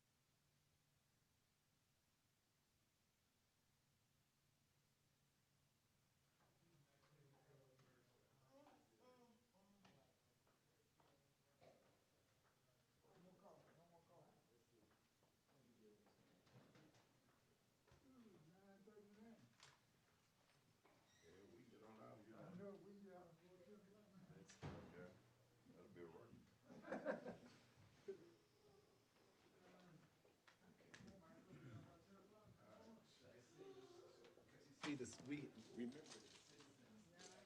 are watching this. So should I say for ethical and fairness reasons? That's what I'm saying. Are we ready? Okay. Have a quorum. Let's have a quorum so we can say good night. Wow. Got the diehards in the room. Yay. Oh, see, this guy is such a, oh my gosh. I tell you, man. Yes, we do. We got to eat my dinner. There we go. Yes. I want her to see. That's why. Give that guy a raise. I know. Give this guy a raise. I know. There's some candy. Give some to them, too. I want candy, too. I tell you.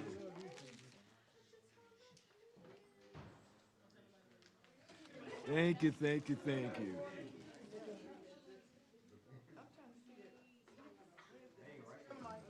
Oh, what is this? Oh, goodness. How many do I get? Here, you want some? Who wants these? They're protein bars. I can use these for lifting. I could have yours? Okay, well then I'll have this. Okay, you can have the rest. You want the rest? I got theirs. I took yours. I took yours and yours. That's cool, I don't like them. You don't like them? Okay. All right. Okay.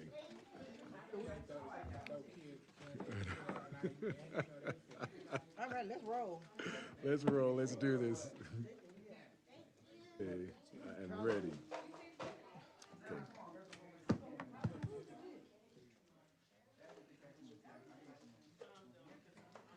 Ready. It is now 9:42. We are now have returned from executive session. We have now returned from the executive session. It's 9:42.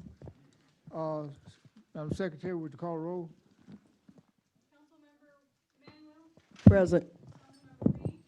Present. Present. Here. Here. Present. Yes, thank you. We've returned from executive session. Under item, in executive session, because we discussed personnel matters. Councilman, what's your pleasure? For ethical and fairness reasons, I move to retain Attorney Henderson for election matters important for the city. Do I have a second? Okay, motion been moved. Second. Properly second, that we retain Attorney Henderson for election matters. Election matters. Discussion. One clarification. The attorney we need to make it clear that we could not use our attorney for that particular matter. Is that correct? I said ethical. Ethical. It was and on that, fairness. we had to use a different. Ethical and fairness Okay, reasons. right, right. The city attorney's office could not litigate the matter involving the elections because there were some other issues that we presided over that were disciplinary in nature, and it would be a conflict of interest because we may be called to testify. Okay, Thank you. thank you. Okay, you heard the motion. Question? All in favor of said motion, let it be known by saying aye. Aye. All opposed? The motion is carried. Thank you. That's the last item on the agenda. Councilman remarks? Yes. Yes. Okay. I'd like to let everyone know that Black Woman History Month is from April 16th, I believe, to May the 10th. So let's honor our Black females. Thank you so much.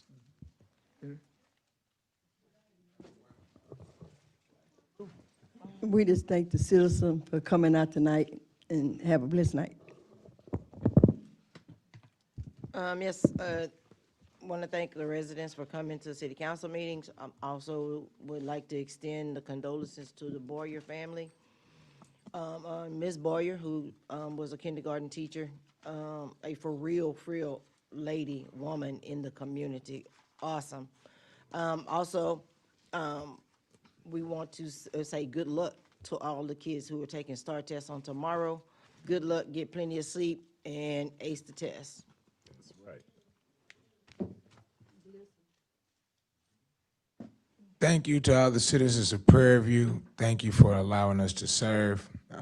What I can say is Mr. Johnson came up today and made some public comments. It was very, very pertinent that the citizens of Prairie View take heed to the public comments made by Mr. J.J. Johnson in regards to sales taxes in the city of Prairie View. I know they won't let us speak on it because it's an election issue, so I'll leave it at that. Please review the public comments, but it's very pertinent that everybody pays attention and realizes what is being spoken of and what is actually at hand in regards to Mr. Johnson's public comments. So I'll leave it at that. And again, thank you to the citizens of Prairie View. I would like to close by saying to the citizens that this is my last chairing the meeting for the city of Prairie View. It's been a long, I've had a total of, I think, about 13 years as mayor. Wow, historic. And 3 years as city councilman. It's been a pleasure. We had ups and downs, but I probably think it's more ups and downs. Prairie View, the city is growing, and I think I said to some of our citizens that I really think I'm gonna write a book about my experience being in the city government in Prairie View. Prairie View has come a long way since 1973 when I came here. So I'm not leaving. I'll still be here, and I'm gonna attend city council meetings. So council members, okay, you know, be sure to continue. We're looking forward I for you. might be looking from the audience. Yes. But I look forward to serving you. And citizens, again, thank you for all the support that you gave me for all these years. Thank you so much. Thank you. And good night. Thank you for your service. Yes. And so, are we adjourning? Did we? I move that we adjourn this meeting, historical meeting. Second. Motion moved and properly second that we adjourn. All in favor of the motion, let it be known by saying aye. Aye. All opposed, motion is carried. Thank you. Don't make me cry. You're gonna make me cry. This is last meeting. This is touching.